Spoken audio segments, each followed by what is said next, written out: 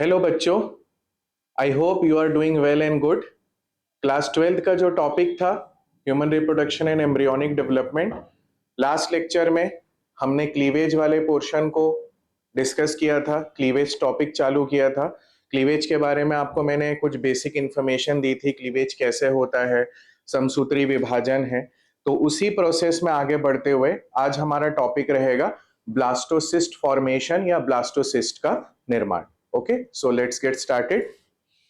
ये क्लीवेज की स्लाइड थी। क्लीवेज में हमने डिस्कस किया था, मैंने आपको विदलन के बारे में सारे पॉइंट्स बताए थे डिस्कशन के लिए, सारी आपको डेफिनेशन दी थी, जो इंपॉर्टेंट पॉइंट्स है उसको स्टार मार्क किए थे हम। इसी में हम आगे बढ़ेंगे। ये आपको क्लीवेज का मैंने एक स्लाइड दिखाया था कि एक आइडिया कि क्लीवेज का जो प्रोसेस है, जो रैपिड माइटोटिक डिवीजन है, वो किस तरीके से होता है। ऑलराइट, नेक्स्ट है हमारा टॉपिक ब्लास्टोसिस्ट फॉर्मेशन या ब्लास्टोसिस्ट का निर्माण। अब ये जो प्रोसेस है ब्लास्टोसिस्ट का फॉर्मेशन, ये एक बहुत इंपॉर्टेंट माइलस्टोन प्रोसेस है। माइलस्टोन प्रोसेस बोलने का मतलब ये, ब्लास्टोसिस्ट के फॉर्मेशन या ब्लास्टोसिस्ट के निर्माण के बाद ही अंतःरोपण या इम्प्लांटेशन का प्रोसेस होगा। किसका प्रोसेस होगा? अंतःरोपण या इम्प्लांटेशन। ऑलराइट, सो देखते हैं ब्लास्टोसिस्ट फॉर्मेशन क्या है। ब्लास्टोसिस्ट फॉर्मेशन में अपन को कैसे याद रखना है, इवेंट्स, जो इवेंट्स चलते आ रहे हैं वो कैसे होते हैं। देखो, मॉरूला बन गया था 16 सेल्ड स्टेज, अब उसी में डिवीजन आगे कंटिन्यू है।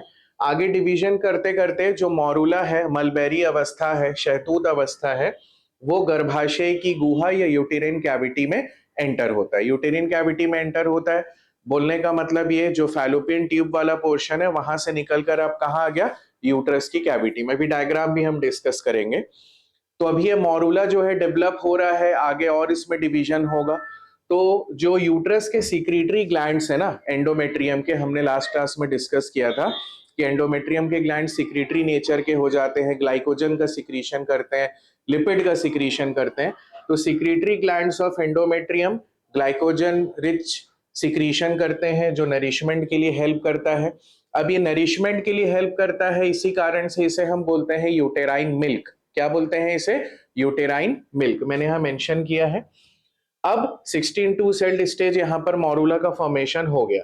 अब 32 सेल्ड स्टेज होगा, 16 के बाद 32 सेल्ड स्टेज आएगा, डिवीजन बढ़ते जाएगा। तो जैसे जैसे डिवीजन बढ़ते जाएगा, जो सिक्रीशन है, जो यूटेरिन मिल्क है ना, वो एंटर हो जाएगा कहाँ?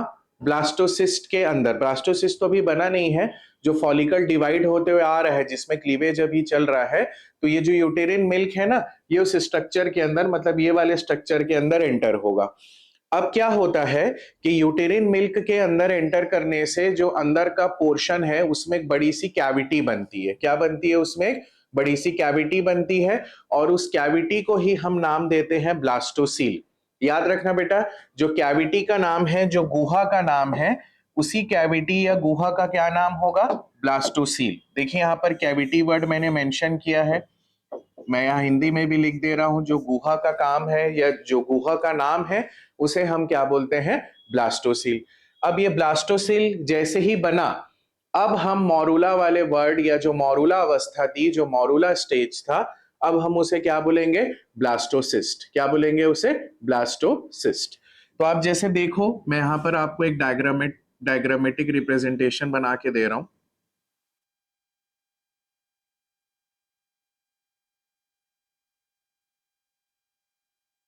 ये मैं यहां पर ब्लास्टोसिस्ट कैसे दिखेगा आपको वो समझा रहा हूं।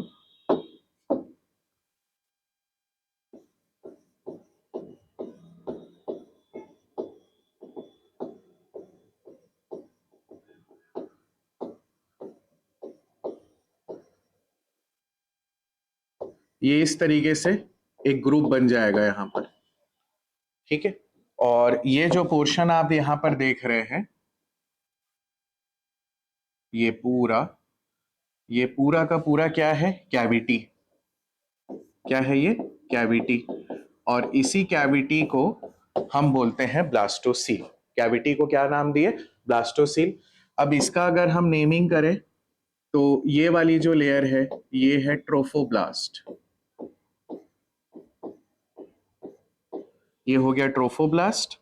और जो ग्रीन कलर से यहाँ पर बना हुआ है इसे हम बोलेंगे इनर सेल मास। क्या बोलेंगे इसे? Inner cell mass. Inner cell mass का और एक नाम क्या है? एम्ब्रियोब्लास्ट। यहाँ पर नोट्स में मैंने मेंशन किया है। तो हमने स्टार्ट क्या किया? मॉरूला जो है वो यूटेरिन कैविटी के अंदर एंटर हुआ था। यूटेरिन कैविटी में अंदर आने के बाद मॉरूला को डेवलपमेंट के लिए और नरिशमेंट चाहिए। वो नरिशमेंट हमको किसने प्रोवाइड किया? यूट्रस के सिक्रीटरी ग्लैंड्स जो ग्लाइकोजन का सिक्रीशन करते हैं, लिपिड्स का भी कुछ सिक्रीशन होता है। तो यहाँ पर जो ग्लाइकोजन रिच सिक्रीशन है उसे हम बोल रहे हैं यूटेरिन मिल्क। ये यूटेरिन मिल्क जो है अंदर एंटर करेगा, फॉलिकल के अंदर एंटर करेगा और एक बड़ी सी कैविटी बना लेगा। तो उस कैविटी को हम क्या बोलते हैं? ब्लास्टोसील। कैविटी को क्या बोले? ब्लास्टोसील या गुहा। और इसी ब्लास्टोसील या गुहा वाला जो स्टेज है जिसमें कैविटी का फॉर्मेशन हो जाता है, अब हम इसे बोलते हैं ब्लास्टोसिस्ट। क्या बोलते हैं? ब्लास्टोसिस्ट। तो आप लोगों को ये ऐसे स्टेटमेंट वाले क्वेश्चंस याद रखने हैं। स्टेटमेंट वाले क्वेश्चंस में क्या याद रखेंगे? Formation of blastocoel makes blastocyst, ना कि ब्लास्टोसिस्ट मेक्स ब्लास्टोसील। तो ऐसे ये दोनों वर्ड सिमिलर है ना, तो इसमें से आपको एमसीक्यू दे सकता है, ऐसे प्रीवियसली पूछा भी गया है। तो याद रखिएगा मेरे इस पॉइंट को कि ब्लास्टोसील के बनने के बाद ही हम इस स्टेज को क्या बोलते हैं? ब्लास्टोसिस्ट। ऑलराइट। तो अब ब्लास्टोसिस्ट में क्या हुआ? ब्लास्टोसिस्ट में हमको दो टाइप के सेल्स दिख रहे हैं। हमको एक ट्रोफोब्लास्ट दिख रहा है और हमको दूसरा क्या दिख रहा है? Inner cell mass. अब इसे देखते हैं ये क्या होते हैं, इनके क्या, ये क्या बनाते हैं, इनके क्या इंपॉर्टेंस है। यहां पर मैंने नोट में एक पॉइंट लिखा है कि इस स्टेज में नंबर ऑफ ब्लास्टोमियर्स तो बहुत ज्यादा बढ़ गए हैं, सही है, लेकिन जो इसका ओरिजिनल साइज है ना वो अभी भी जाइगोट के बराबर रहेगा। ध्यान रखिएगा, साइज बड़ा नहीं हुआ है, नंबर ऑफ ब्लास्टोमियर्स क्या हो गए हैं? इंक्रीज हो गए, लेकिन जो इसका साइज है अभी भी वो किसके जैसा रहेगा बेटा? जाइगोट के जैसा रहेगा। ये पॉइंट याद रखिएगा। अब हम देखते हैं ब्लास्टोसिस्ट। ब्लास्टोसिस्ट में दो टाइप के सेल्स हमने पढ़ा। एक पढ़ा ट्रोफोब्लास्ट, ये ऑरेंज कलर वाला। तो ट्रोफोब्लास्ट क्या है? Trophoblast is a chorionic layer which surrounds foetus and foetal part of placenta. अब आपको याद रखना है कि जो ट्रोफोब्लास्ट है वो कोरियन की लेयर है। कोरियन की लेयर मतलब किसकी? इस लेयर से फीटल के पार्ट्स बनते हैं। ये पॉइंट हम पहले भी डिस्कस कर चुके हैं, अभी आपको फिर से बता रहा हूं। Trophoblast is the chorionic layer, इस पॉइंट को याद रखेंगे सब। यहां पर chorionic layer which surrounds foetus and foetal part of placenta. तो ये हो गया ट्रोफोब्लास्ट। अब अगर पूछा गया कि भाई ट्रोफोब्लास्ट क्या बनाएगा आपका, ट्रोफोब्लास्ट का इंपॉर्टेंस क्या है, तो हमको याद रखना है कि ये जो ट्रोफोब्लास्ट है इससे बनते हैं एक्स्ट्रा एम्ब्रियोनिक मेम्ब्रेन, बाहरी भ्रूणीय झिल्लियां। जो भ्रूण के आजू बाजू की कवरिंग है, उसकी जो कैविटी है, उसके सराउंडिंग में जो भी स्ट्रक्चर्स बनते हैं वो किससे बनते हैं? ट्रोफोब्लास्ट से। तो ट्रोफोब्लास्ट के लिए, या जो ट्रोफोब्लास्ट है हम मान सकते हैं ट्रोफोब्लास्ट से क्या बनेगा बेटा? एक्स्ट्रा एम्ब्रियोनिक मेम्ब्रेन्स, या भ्रूण के चारों तरफ जो भी परतें बनती है, एमनियन हो गया, यॉर्क सैक हो गया, वो सारा किससे डिफरेंशिएशन से बनने वाला है? ट्रोफोब्लास्ट। ऑलराइट। ट्रोफोब्लास्ट के बाद सेकेंड है एम्ब्रियोब्लास्ट।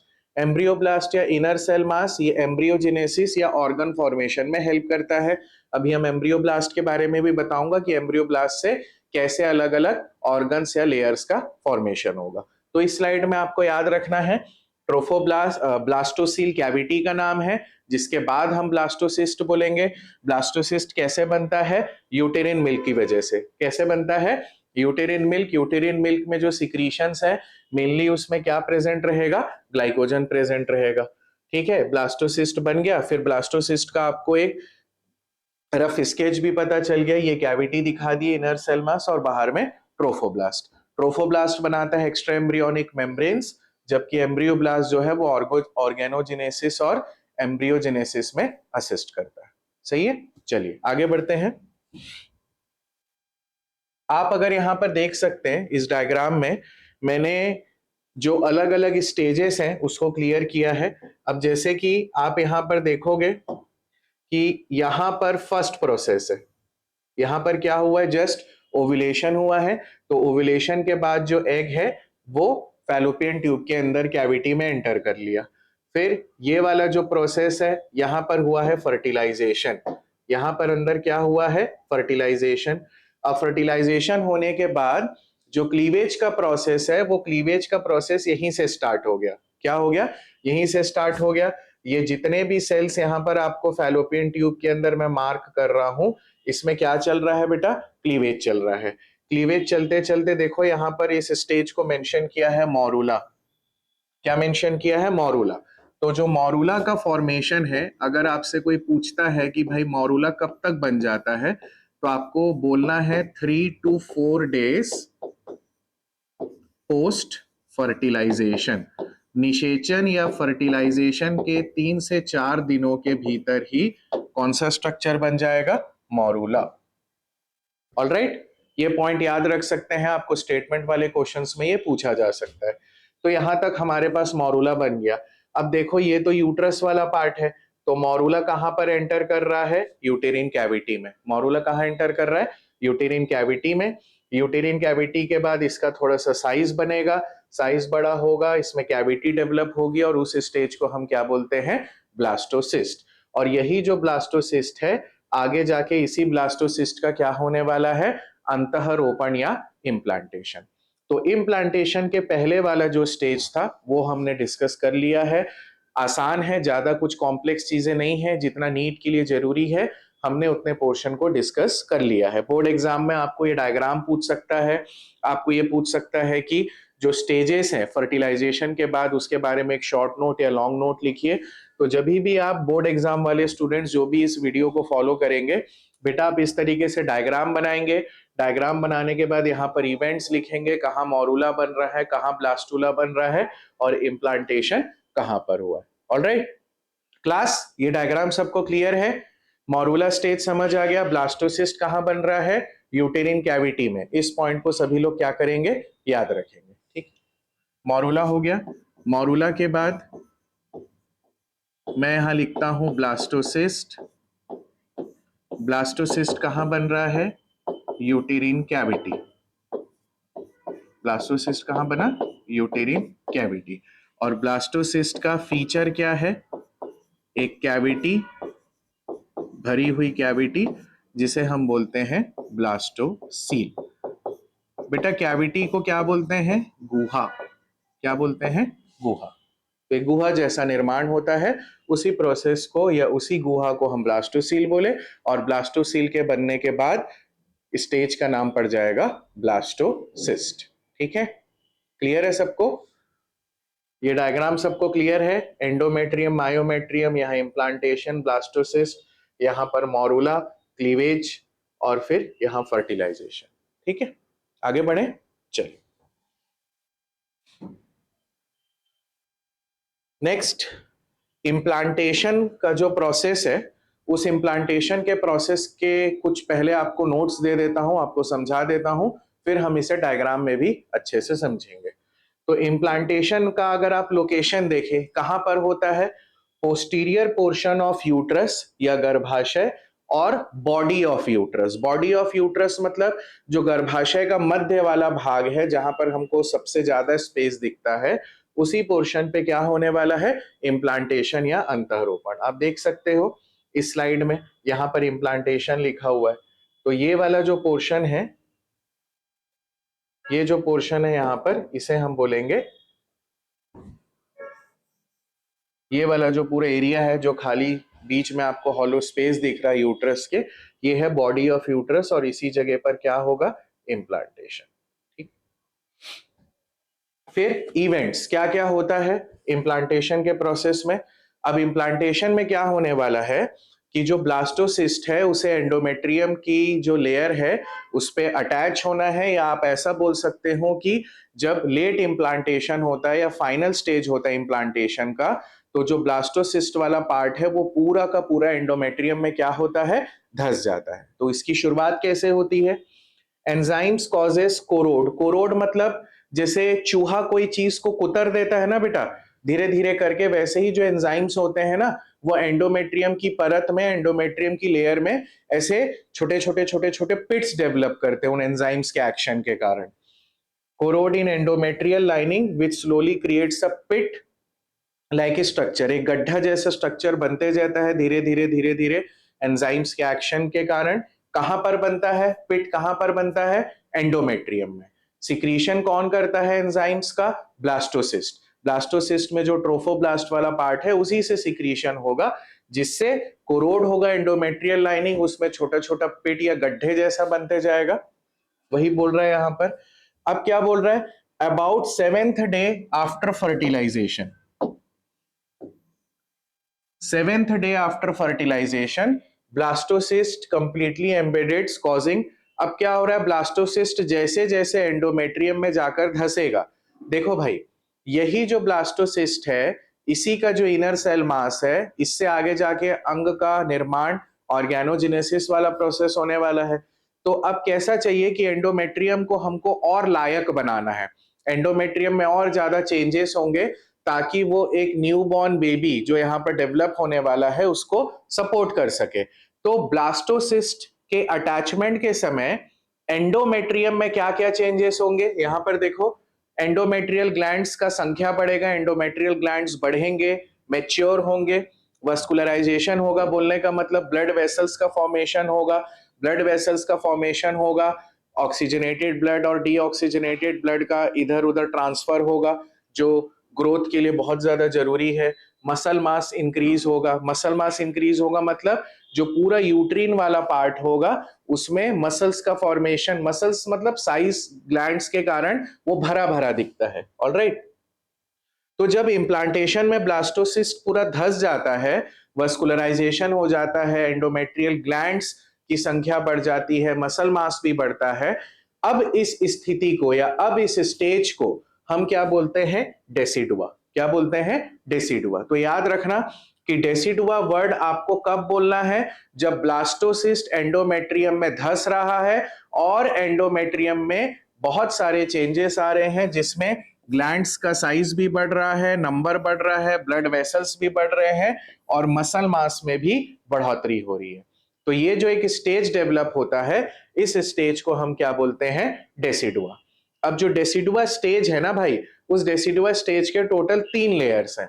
एक है डेसिडुआ पेरिटालिस, एक है डेसिडुआ कैप्सुलारिस और तीसरा है डेसिडुआ बेसालिस। आपको मैं इसका भी एक डायग्राम दिखाऊंगा, डायग्राम आप देखेंगे तो आपको ये डेसिडुआ वाला पार्ट क्लियर होगा। मुझे क्या बताना था? इम्प्लांटेशन में जब ब्लास्टोसिस्ट एम्बेडेड हो रहा है तो उसमें एंडोमेट्रियम में जो भी चेंजेस डेवलप हो रहे हैं, जो भी चेंजेस आ रहे हैं, उस चेंजेस के बाद वाले स्टेज को हम बोलते हैं डेसिडुआ।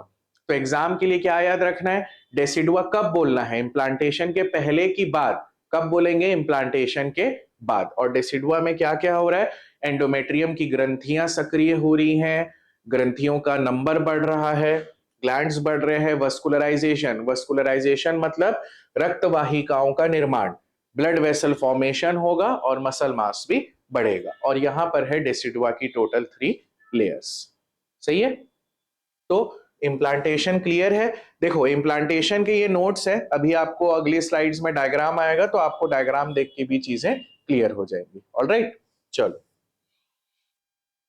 अब इस स्ट्रक्चर में अगर आप देखेंगे तो आपको मैं इम्प्लांटेशन वाला जो प्रोसेस जो अभी अपन ने डिस्कस किया उसी का एक क्लियर डायग्राम है। आप देख सकते हो कि ये जो पूरा पोर्शन है, देखो, ये यहां से, ठीक है, ये जो पूरा पोर्शन है इस तरफ, यहां से लेकर कहां तक? यहां तक, ये पोर्शन है एंडोमेट्रियम। क्या है ये? एंडोमेट्रियम। अब आप इस एंडोमेट्रियम में देखोगे कि एंडोमेट्रियम में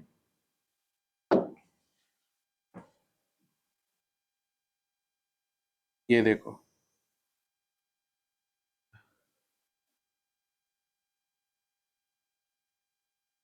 ये ब्लैक कलर से मैं डिमार्क कर रहा हूं, ये है ट्रोफोब्लास्ट। ब्लैक कलर से जो बना है वो क्या है भाई? ट्रोफोब्लास्ट है। अब ये जो ट्रोफोब्लास्ट है, इस ट्रोफोब्लास्ट में आप देखोगे कि यहां पर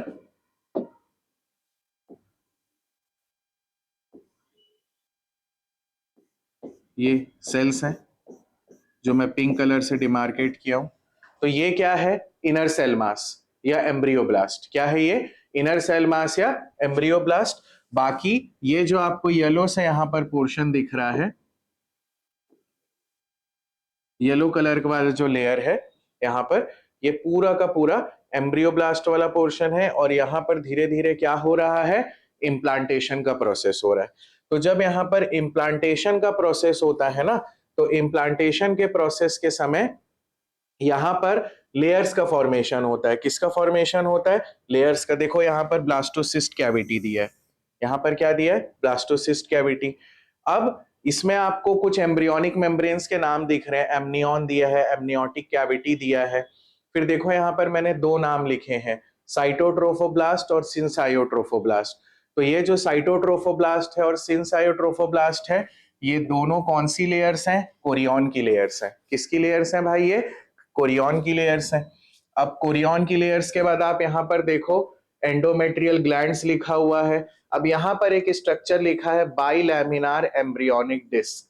क्या लिखा है यहाँ? बाइलैमिनार एम्ब्रियोनिक डिस्क। इसमें एक दिया हुआ है हाइपोब्लास्ट और एक दिया हुआ है क्या? एपीब्लास्ट।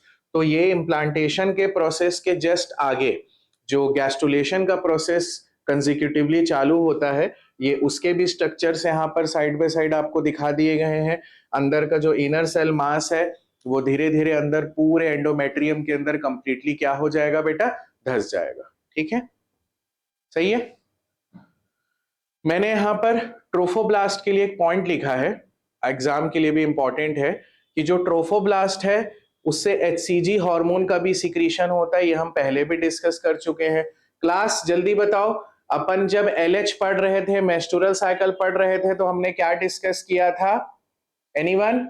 यस, हमने डिस्कस किया था एचसीजी या एलएच, इनका जो इफेक्ट है किस पे? कॉर्पस ल्यूटियम पे। वो स्टिमुलेटरी इफेक्ट है। ये दोनों हार्मोन कॉर्पस ल्यूटियम के लाइफ को क्या रखते हैं? मेंटेन रखते हैं। एलएच के बाद एचसीजी हार्मोन कॉर्पस ल्यूटियम को उसकी नॉर्मल लाइफ जो कि 14-15 डेज है उसके भी आगे उसको बनाए रखने में हेल्प करता है। क्यों? ताकि कॉर्पस ल्यूटियम जो है वो किसका रिलीज कर सके? प्रोजेस्ट्रॉन और एस्ट्रोजन। प्रोजेस्ट्रॉन और एस्ट्रोजन जो है वो प्रेगनेंसी को मेंटेन करने के लिए जरूरी है। ये अपन ऑलरेडी डिस्कस कर चुके हैं। सही है, ठीक। अब जो अगला स्ट्रक्चर आपको हमने अभी दिखाया कि बाइलैमिनर एम्ब्रियोनिक डिस्क क्या होता है, तो बाइलैमिनर एम्ब्रियोनिक डिस्क का इंपॉर्टेंस क्या है? देखो बाइलैमिनर एम्ब्रियोनिक डिस्क क्या है? बाइलैमिनर एम्ब्रियोनिक डिस्क किससे बनता है? एम्ब्रियोब्लास्ट से। मतलब स्टार्टिंग में ये जो पूरा पोर्शन था,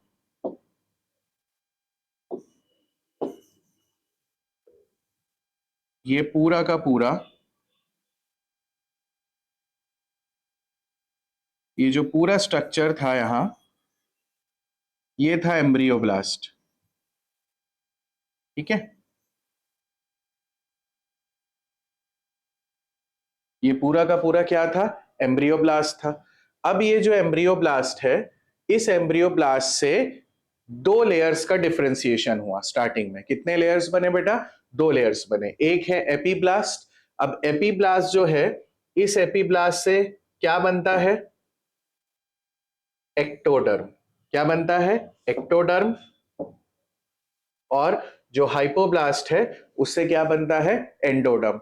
तो अब क्या होगा कि ब्लास्टोसिस्ट भी बन गया, इम्प्लांटेशन भी हो गया। अब धीरे धीरे ऑर्गन फॉर्मेशन का प्रोसेस चालू हो चुका है। और ऑर्गन फॉर्मेशन में पहले जर्मिनल लेयर्स का फॉर्मेशन होगा। तो जो एपीब्लास्ट है उससे प्रिमिटिव एक्टोडर्म बनता है, हाइपोब्लास्ट जो है उससे प्रिमिटिव एंडोडर्म बनता है। ये एग्जाम के लिए याद रखेंगे आप लोग। तो एपीब्लास्ट और हाइपोब्लास्ट जब एक के ऊपर एक प्रेजेंट है और वो सेक्शनल व्यू में डिस्क जैसा दिखते हैं, इसी कारण से इसे नाम दिया गया है बाइलैमिनार एम्ब्रियोनिक डिस्क। तो जो बाइलैमिनार एम्ब्रियोनिक डिस्क है उसमें एपीब्लास्ट है, हाइपोब्लास्ट है। एपीब्लास्ट से बनता है एक्टोडर्म और हाइपोब्लास्ट से बनता है एंडोडर्म।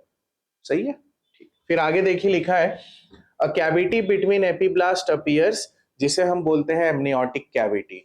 अब जो एपीब्लास्ट है उसी एपीब्लास्ट की लेयर के बीच में एक दरार आएगी, एक गैप बनेगा, वो गैप साइज में बड़ा होगा और उसी गैप को हम क्या बोलते हैं, एमनियोटिक कैविटी। अब ये गैप का फॉर्मेशन कैसे होता है, एमनियोटिक कैविटी कैसे बनती है, उसको मैंने यहाँ पर डायग्राम से समझाया है। आप देखो यहाँ पर एक्टोडर्म लिखा है और यहाँ पर क्या लिखा है, एंडोडर्म लिखा है। ये ब्लास्टोसिस्ट है और बाहर वाली लेयर क्या है, ट्रोफोब्लास्ट है। फिर आप उसके बाद वाले पोर्शन में देखोगे, जो एपीब्लास्ट वाला पोर्शन था उसी का साइज आगे बढ़ा, लिखा है ना यहाँ पर एपीब्लास्ट। तो ये जो एक्टोडर्म वाली लेयर थी, इसी एक्टोडर्म वाली लेयर में बीच में दरार आई, साइज बढ़ा। अब यहाँ पर किसका फॉर्मेशन हुआ, एमनियोटिक कैविटी का। किसका फॉर्मेशन हुआ, एमनियोटिक कैविटी का। अब इस एमनियोटिक कैविटी के अंदर सेल्स रहते हैं। क्या रहते हैं, सेल्स रहते हैं ऊपर की तरफ। इसको हम बोलते हैं एमनियोजेनिक सेल्स। क्या बोलते हैं इसे, एमनियोजेनिक सेल्स। तो एमनियोटिक कैविटी है, बीच वाला खाली स्पेस। अब यहाँ पर नीचे वाला जो पोर्शन आपको दिख रहा है वो क्या दिख रहा है, योक सैक। तो ये जो एंडोडर्म वाला पोर्शन है, एंडोडर्म वाले पोर्शन से कैविटी डेवलप हो रही है जिसे हम क्या बोल रहे हैं, योक सैक। फिर आप नेक्स्ट अगर देखेंगे तो एमनियोटिक कैविटी, ये येलो वाला पोर्शन दिखा, यहाँ पर आपको एक कनेक्टिंग स्टॉक दिख रहा है। अब आपको यहाँ पर एक स्ट्रक्चर दिख रहा होगा, एक्स्ट्रा एम्ब्रियोनिक मीजोडर्म। क्या दिख रहा होगा, एक्स्ट्रा एम्ब्रियोनिक मीजोडर्म। तो यहाँ पर एमनियोटिक कैविटी बन गई, यहाँ पर योक सैक बन गया। अब इसमें एक एडिशनल आपको 3 लेयर एडिशनल लेयर दिख रही होगी जिसे हम बोल रहे हैं एमनियन। क्या बोल रहे हैं, एमनियन। तो देखिए ये जो एमनियन है, ये पूरा रेड कलर से जो यहाँ पर बना हुआ है, ये देखिए, ये जो पूरा रेड कलर से यहाँ पर बना हुआ है लेयर, चारों को सराउंड करके, इसे हम बोल रहे हैं एमनियन। और ये जो स्ट्रक्चर है, जो अंदर के एम्ब्रियो और बाहर के सेल्स को आपस में जोड़ के रखा है, इसे हम बोलते हैं कनेक्टिंग स्टॉक। सही है क्लास, ये वाला डायग्राम क्लियर हो रहा है बेटा। ब्लास्टोसिस्ट समझ लिए, ट्रोफोब्लास्ट समझ लिए, एंडोडर्म, एक्टोडर्म, यहाँ पर योक सैक की कैविटी, यहाँ पर ऊपर एमनियोटिक कैविटी। एमनियोटिक कैविटी के बाद आखिरी में जो लेट गैस्ट्रुलेशन वाला प्रोसेस होगा, उसमें हमको एक एडिशनल लेयर यहाँ पर मिलेगी जिसे हम क्या बोल रहे हैं, एमनियन। और जो इसके बाहर वाला पोर्शन है, देखो एक्स्ट्रा का मतलब यहाँ पर क्या है, आउटसाइड या बाहर। बायोलॉजी में कभी भी एक्स्ट्रा वर्ड आता है तो उसका क्या मतलब होगा, या तो वो बाहर है या बाहर के पोर्शन की तरफ है। तो एक्स्ट्रा एम्ब्रियोनिक मीजोडर्म, तो एक्स्ट्रा एम्ब्रियोनिक मीजोडर्म मतलब ये जो पूरा खाली ब्लैक कलर से आपको पोर्शन दिख रहा है यहाँ पर, तो ये वाले जो पोर्शन है ये क्या कहलाएंगे, एक्स्ट्रा एम्ब्रियोनिक मीजोडर्म। सही है, ठीक है क्लास। इस डायग्राम में बेटा किसी को अगर कोई डाउट है तो आप अभी पूछिए। मैंने जितना सिंप्लीफाई करके आपको चीजें समझ सकते हो आप, उतने ज्यादा सिंपल वे में प्रेजेंट करने की कोशिश की है। सही है, तो अगर किसी को भी डाउट होता है, आप जब एमसीक्यू बनाते हो आप पूछ सकते हो। जो यूट्यूब में देख रहे हैं वो कमेंट सेक्शन में पूछ सकते हैं। बाकी क्लासरूम में जो स्टूडेंट्स हैं, हमको क्लास में शाम को तो इसका डाउट सेशंस लेना ही है। ठीक है, चलिए, तो ये हो गया बाइलैमिनार एम्ब्रियोनिक डिस्क वाला स्ट्रक्चर। और आपको मैंने ये बता दिया कि एमनियन का जो फॉर्मेशन है, जो एक्स्ट्रा एम्ब्रियोनिक मेम्ब्रेन्स थी, उसमें ectoderm, endoderm, amniotic cavity, amnion कैसे डेवलप होता है, वो इस डायग्राम में हमने डिस्कस किया। सही है, ठीक, आगे बढ़े। चलिए देखो, ये वाला जो स्टेज है, ये हमने जो अभी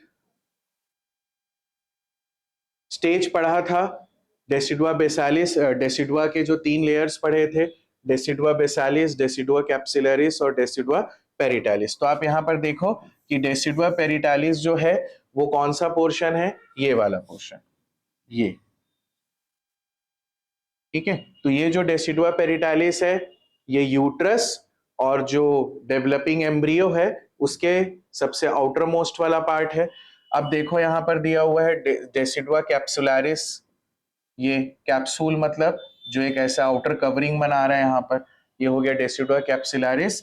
जबकि ये वाला जो पोर्शन है, थिक पोर्शन जो है, जो एंडोमेट्रियम के साथ कनेक्शन में रहेगा, उसे हम बोलेंगे decidua बेसालिस।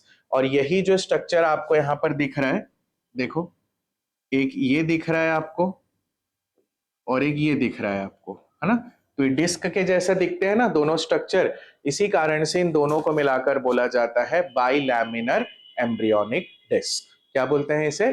Bilaminar embryonic disc. Alright. Decidua basalis, it is located between embryo and structure basalis of uterus. Structure basalis याद है ना सबको, जिसके ऊपर नया लेयर बनता है हर महीने, है ना। फिर फंक्शन क्या है Decidua basalis का? Glycogen and lipid secretion for developing embryo and foetus. मतलब ये जो डेसिडुआ बेसालिस वाला पोर्शन है, ये ग्लाइकोजन भी देता है, लिपिड भी देता है, जो एम्ब्रियो और फीटस को आगे जाके जो डेवलपमेंट होंगे उसमें उनको नरिशमेंट की तौर पर मिलेगा। और आगे जाके जो डेसिडुआ बेसालिस है वो प्लासेंटा का मैटरनल पोर्शन बनाता है। ठीक है, प्लासेंटा के दो पोर्शन है, एक फीटल पोर्शन है, एक मैटरनल पोर्शन है। तो मैटरनल प्लासेंटा वाला पार्ट कौन बनाता है? डेसिडुआ बेसालिस। ये एग्जाम के लिए याद रखिएगा, इसे मैं स्टार मार्क कर दे रहा हूं। फॉर्म्स मैटरनल प्लासेंटा, यहां पर ग्लाइकोजन है, यहां पर लिपिड है, सही है। और ये आपका लोकेशन, ये हो गया आपका बाइलैमिनर एम्ब्रियोनिक डिस्क। सही है क्लास, क्लियर हो रहा है? श्योर बेटा, जिनको भी डाउट्स हैं, जिनको भी जो समझ नहीं आ रहा है वो अभी पूछ सकते हैं। आप लोग प्रिविलेज्ड हो, आप लोग क्लासरूम में बैठे हो, आप लोग तुरंत तुरंत जो है वो डाउट्स पूछ रहे हैं। सही है, डाउट पूछ सकते हैं आप लोग। तो आपको जो भी पोर्शन में थोड़ा भी डाउट होता है, एनसीईआरटी की किसी लाइन में डाउट होता है, आप तुरंत पूछ सकते हैं। चलिए आगे बढ़ते हैं क्लास। नेक्स्ट दिया हुआ है, अब हमने बाइलैमिनर एम्ब्रियोनिक डिस्क बना ली। अब हम देख रहे हैं कि जो एमनियन का फॉर्मेशन है, जो एमनियन वाला पोर्शन है, वो कैसे डेवलप होता है। जो एक्स्ट्रा एम्ब्रियोनिक मेम्ब्रेन्स की अपन ने बात किया था, अब वो हम डिस्कस करने वाले हैं, वो डेवलप कैसे होती है। तो डेवलपमेंट ऑफ एमनियन में मैंने लिखा है जो एमनियोटिक कैविटी है वो उनका साइज बढ़ता है। उस एमनियोटिक कैविटी में कुछ स्क्वेमस सेल्स हैं एपीब्लास्ट के ऊपर, जो एक डोम शेप स्ट्रक्चर बनाते हैं, जिसे हम क्या बोलते हैं? एमनियन। अब देखो इसे डोम क्यों बोल रहा है?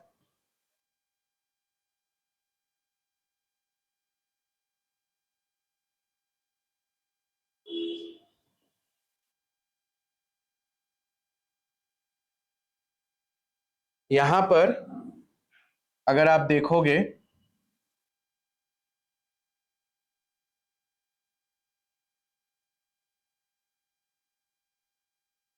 देखो इस डायग्राम में अगर देखें हम,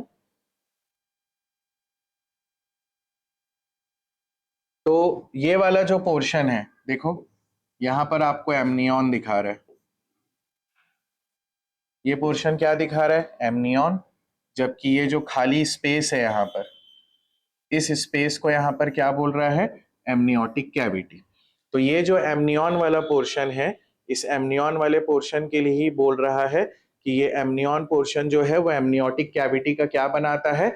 ऊपरी भाग या रूफ बनाता है। ये एमसीक्यू के लिए इंपॉर्टेंट है। Amnion it forms the roof of amniotic cavity, और एमनियन में जो एपीब्लास्ट है वो क्या बनाता है? फ्लोर बनाता है। फ्लोर मतलब नीचे का पोर्शन बनाता है। आपको बस एक चीज याद रखना है कि जो एमनियन है वो एमनियोटिक कैविटी का ऊपर वाला पोर्शन है, और उसका जो निचला पोर्शन होगा वो जाहिर सी बात क्या होगा? एपीब्लास्ट। ये पॉइंट्स याद रखिएगा, नीट के लिए बहुत इंपॉर्टेंट है। नोट्स अच्छे से बना के रखेंगे ताकि रिवाइज करते समय कोई चीज स्किप ना हो जाए। आगे देखिए, एमनियन जो है या जो एमनियोटिक कैविटी है, उसके अंदर एक फ्लूइड भरा रहता है जिसे हम एमनियोटिक फ्लूइड पढ़ते हैं। आप भी जानते हैं, आप लोग ने सुना है। अब ये जो एमनियोटिक फ्लूइड है, उसको एमनियन के सेल्स का ही जो सिक्रीशन है, उसी सिक्रीशन को हम इकट्ठा बुलाकर क्या बोलेंगे? Amniotic cavity, amniotic fluid.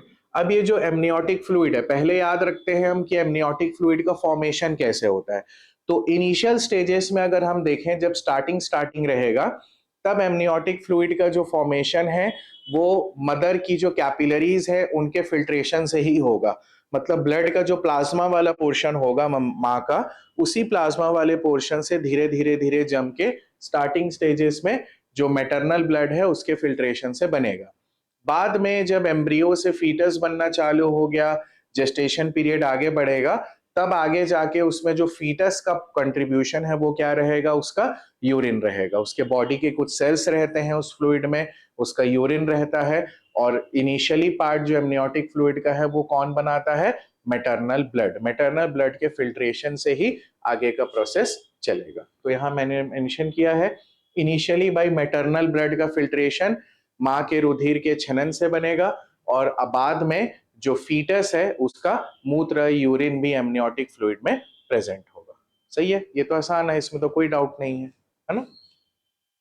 अब एमनियोटिक फ्लूइड का इंपॉर्टेंस क्या है, एमनियोटिक फ्लूइड क्या करता है। एमनियोटिक फ्लूइड शॉक एब्जॉर्बर की तरह काम करता है। किसके लिए, अंदर जो बच्चा डेवलप हो रहा है उसके लिए। फ्लूइड है ना चारों तरफ उसके, तो बाहर से जो भी धक्का या कहीं लग गया या कहीं हल्का गिर गए या कोई प्रेस कर दिया, तो ये सारी चीजों से जो भी मैकेनिकल बाहर से प्रेशर लगता है उसको बहुत हद तक डिसिपेट कर देता है, उसको न्यूट्रल कर देता है कौन, एमनियोटिक फ्लूइड। दूसरा है थर्मोरेगुलेशन, एक जैसा कांस्टेंट टेम्परेचर बनाने में हेल्प करता है। टेम्परेचर जो है वो फ्लक्चुएट नहीं होने देता, ये भी थर्मोरेगुलेशन के अंदर है। डेसिकेशन वर्ड का मतलब होता है बेटा ड्राई या सूखने से बचाना,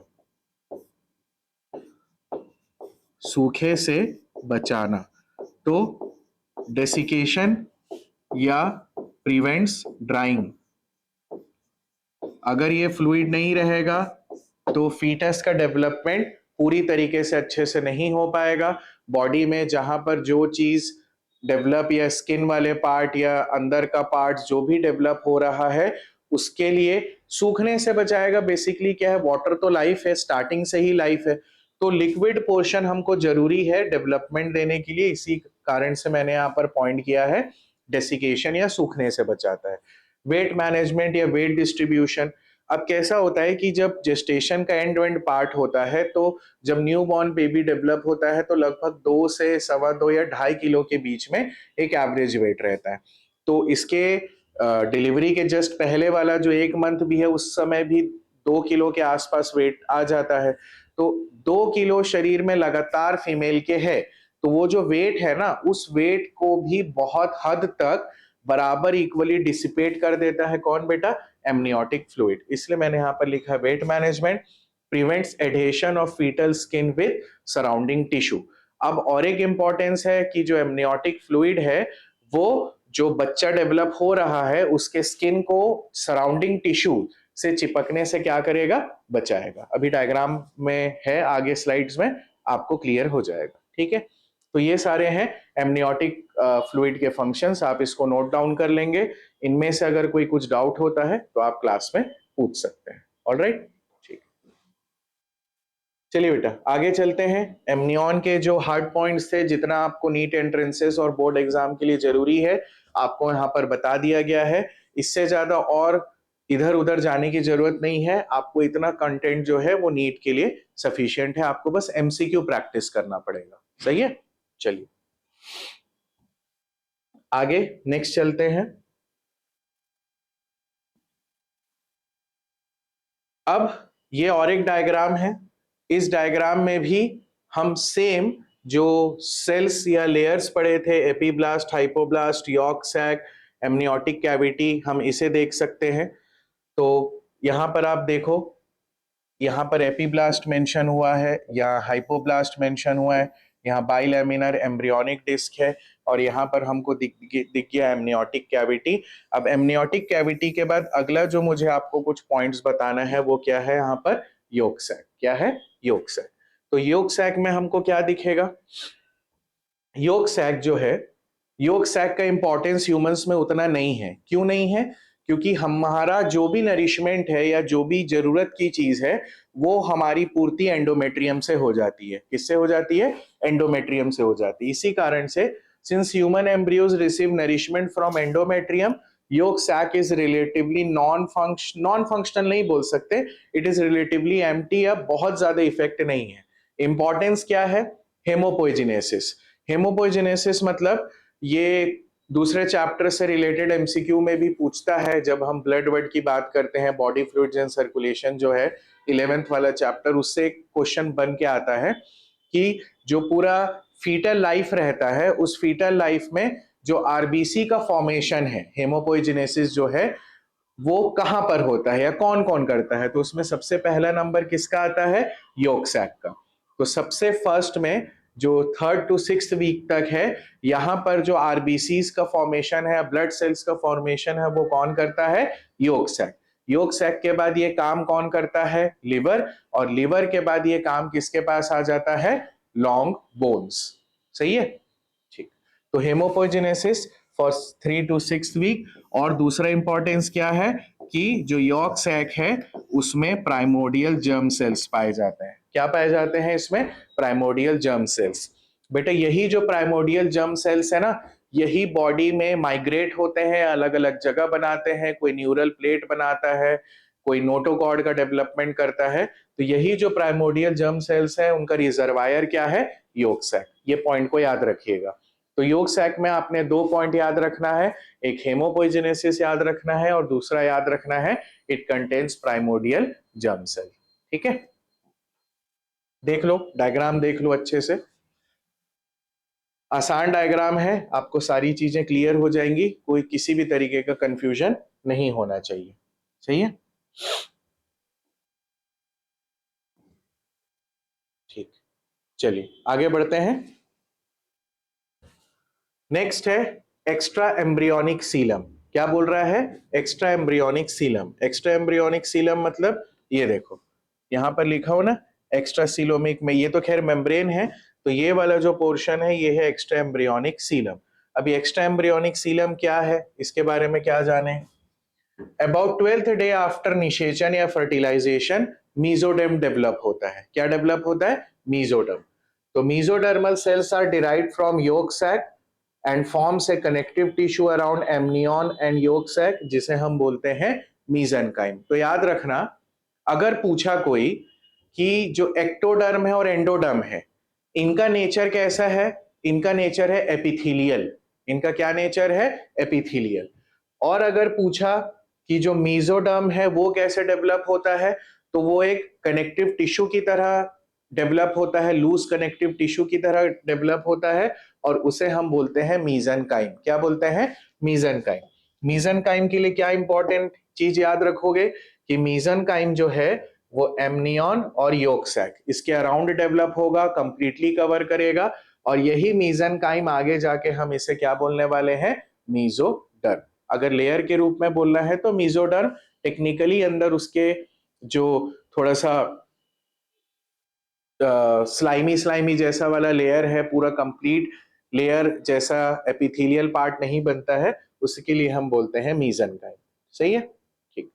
तो यहां पर याद रखेंगे 12th day after fertilization mesoderm develop होता है। Mesodermal cells are derived from yolk sac। ये भी पॉइंट याद रखना है, मीजोडर्मल सेल्स किससे बनता है? yolk sac से। मतलब मीजोडर्म का फॉर्मेशन कहां से हुआ? yolk sac। And form A connective tissue around amnion and yolk sac, जिसे हम बोलते हैं मीजेनकाइम। ठीक। अब क्या होगा? बहुत सारे कैविटीज का डेवलपमेंट होगा इसी प्रोसेस के समय। बहुत सारे कैविटीज का डेवलपमेंट होगा, बहुत सारी कैविटीज आपस में यूनाइट होगी, और यूनाइट होने के बाद जो पार्ट बनेगा उसे हम बोलेंगे extra embryonic coelom. Extra embryonic मतलब ये एम्ब्रियो के चारों तरफ या जस्ट बाहर की तरफ बना है, इसलिए इसका नाम पड़ा है एक्स्ट्रा एम्ब्रियोनिक सीलम। समझ आ रहा है क्या? देखो, हो सकता है कि ये जो पॉइंट्स हैं क्लासरूम में या जो वीडियो देख रहे होंगे, बेटा एक बार में कोई भी चीजें क्लियर होना, हर चीज एक बार में नहीं समझ आ सकती। आपको एक दो बार उसे पढ़ना पड़ेगा, समझना पड़ेगा। डायग्राम जो मैं आपको शो कर रहा हूं, आपको वीडियो को देखना पड़ेगा एक दो बार। उसके बाद जब आप एमसीक्यू की तरफ अप्रोच करेंगे, तब जाके आपका ये जो कॉन्सेप्ट है, ये जो वर्ड्स हैं, ये क्लियर होंगे। एक बार पढ़ेंगे तो सारे वर्ड जहन पे नहीं रहेंगे, आपको उसको प्रैक्टिस करना पड़ेगा, एमसीक्यू बनाना पड़ेगा, तभी जाके कॉन्सेप्ट क्या होगा? क्लियर होगा। सही है, तो जो भी स्टार मार्क लगे हैं पॉइंट्स, वो आपने याद रखने हैं। अब yolk sac के बाद अपन आते हैं कोरियन। कोरियन मतलब वो जो ट्रोफोब्लास्ट वाला पूरा पोर्शन था। कोरियन का कंपोजिशन क्या है भाई? एक्स्ट्रा एम्ब्रियोनिक मीजोडर्म, अभी पढ़े ना, extra embryonic mesoderm plus 2 layers of trophoblast. 2 layers of trophoblast कहां चले गया? कहां है 2 लेयर्स ऑफ ट्रोफोब्लास्ट? पहला है साइटोट्रोफोब्लास्ट, दूसरा है सिनसायोट्रोफोब्लास्ट। क्लास प्रोनाउंस कीजिए मेरे साथ, साइटोट्रोफोब्लास्ट, गुड, और दूसरा सिनसायोट्रोफोब्लास्ट। ठीक है, तो ये जो साइटोट्रोफोब्लास्ट या सिनसायोट्रोफोब्लास्ट है, ये दोनों किसके पार्ट होते हैं बेटा? ट्रोफोब्लास्ट के पार्ट होते हैं। समझ आया? आया। तो कोरियन, एक्स्ट्रा एम्ब्रियोनिक मीजोडर्म और 2 लेयर्स ऑफ ट्रोफोब्लास्ट। कोरियन का इंपॉर्टेंस क्या है? It forms the embryonic part of placenta. तो ये हो गया हमारे एग्जाम के लिए important. Embryonic part of placenta जो है वो कौन बनाता है? कोरियन बनाता है। कोरियन का इंपॉर्टेंस क्या है? It protect embryo and foetus from maternal immune response. Maternal immune response, ये दोनों वर्ड स्टार मार करके रखा हूं, इसको याद ध्यान दीजिएगा। कोरियन क्या करता है? फीटस और एम्ब्रियो को इम्यून रेस्पॉन्स से बचाता है। भाई अब इम्यून रेस्पॉन्स कैसे हुआ? मदर के शरीर में अगर कोई चीज जुड़ रहा है जो उसके ब्लड वेसल्स के साथ कनेक्टेड है, तो मां के शरीर के लिए ये जो चीज है ये तो बाहरी हुआ, एक तरीके से एंटीजेनिक इफेक्ट दे रहा है, क्योंकि ये जस्ट अभी मदर के ब्लड सर्कुलेशन के साथ मिक्स हुआ है। तो मदर के बॉडी के लिए, मदर का बॉडी क्या करेगा? इस अटैचमेंट के रिस्पॉन्स में उसके इम्यून सिस्टम एक्टिव होंगे। अब इम्यून सिस्टम एक्टिव होंगे तो बॉडी के जो सेल्स हैं बच्चे के, वो डैमेज हो सकते हैं। तो उसको प्रिवेंट करने के लिए यहां पर कौन हेल्प करता है? Chorion. Protects embryo and foetus from maternal immune response by. अब क्या करता है कोरियन?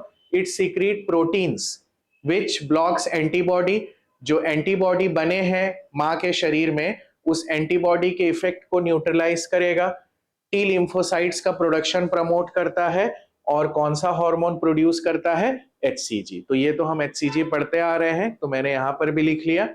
तो याद रखिएगा, कोरियन का जो मेन इफेक्ट है या जो मेन इंपॉर्टेंस है डेवलपमेंट के दौरान, वो है मैटरनल इम्यून रिस्पॉन्स से बच्चे की क्या करना? रक्षा करना। अब वो डेवलपिंग जो फीटस है उसके कैसे प्रोटेक्ट करता है? उसको प्रोटीन्स बनाएगा, ऐसे प्रोटीन्स बनाएगा जो मां के एंटीबॉडी के इफेक्ट को न्यूट्रल कर दे। टी लिम्फोसाइट्स के प्रोडक्शन में असिस्ट करता है, टी लिम्फोसाइट्स को बढ़ाता है। और एचसीजी जो एक तरीके का प्रेगनेंसी इंडिकेटर है। तो ये सारे जो फंक्शन है ये किसके होंगे? कोरियन के होंगे। याद रखिएगा, कोरियन का कंपोजिशन ट्रोफोब्लास्ट और एक्स्ट्रा एम्ब्रियोनिक मीजोडर्म।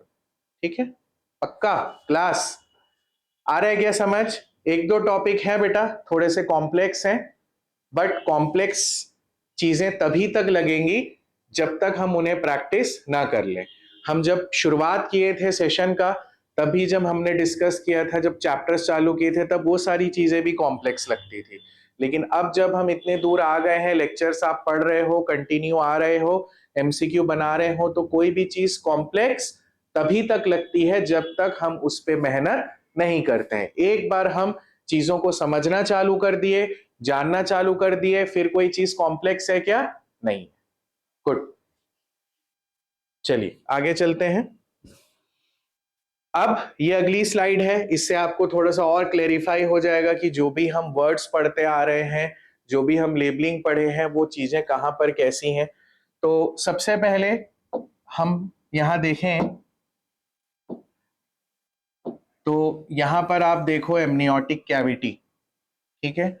फिर यहां पर आपको दिखा एम्ब्रियो। क्या दिखा भाई? एम्ब्रियो। एम्ब्रियो कहां से दिखा? ये देखो,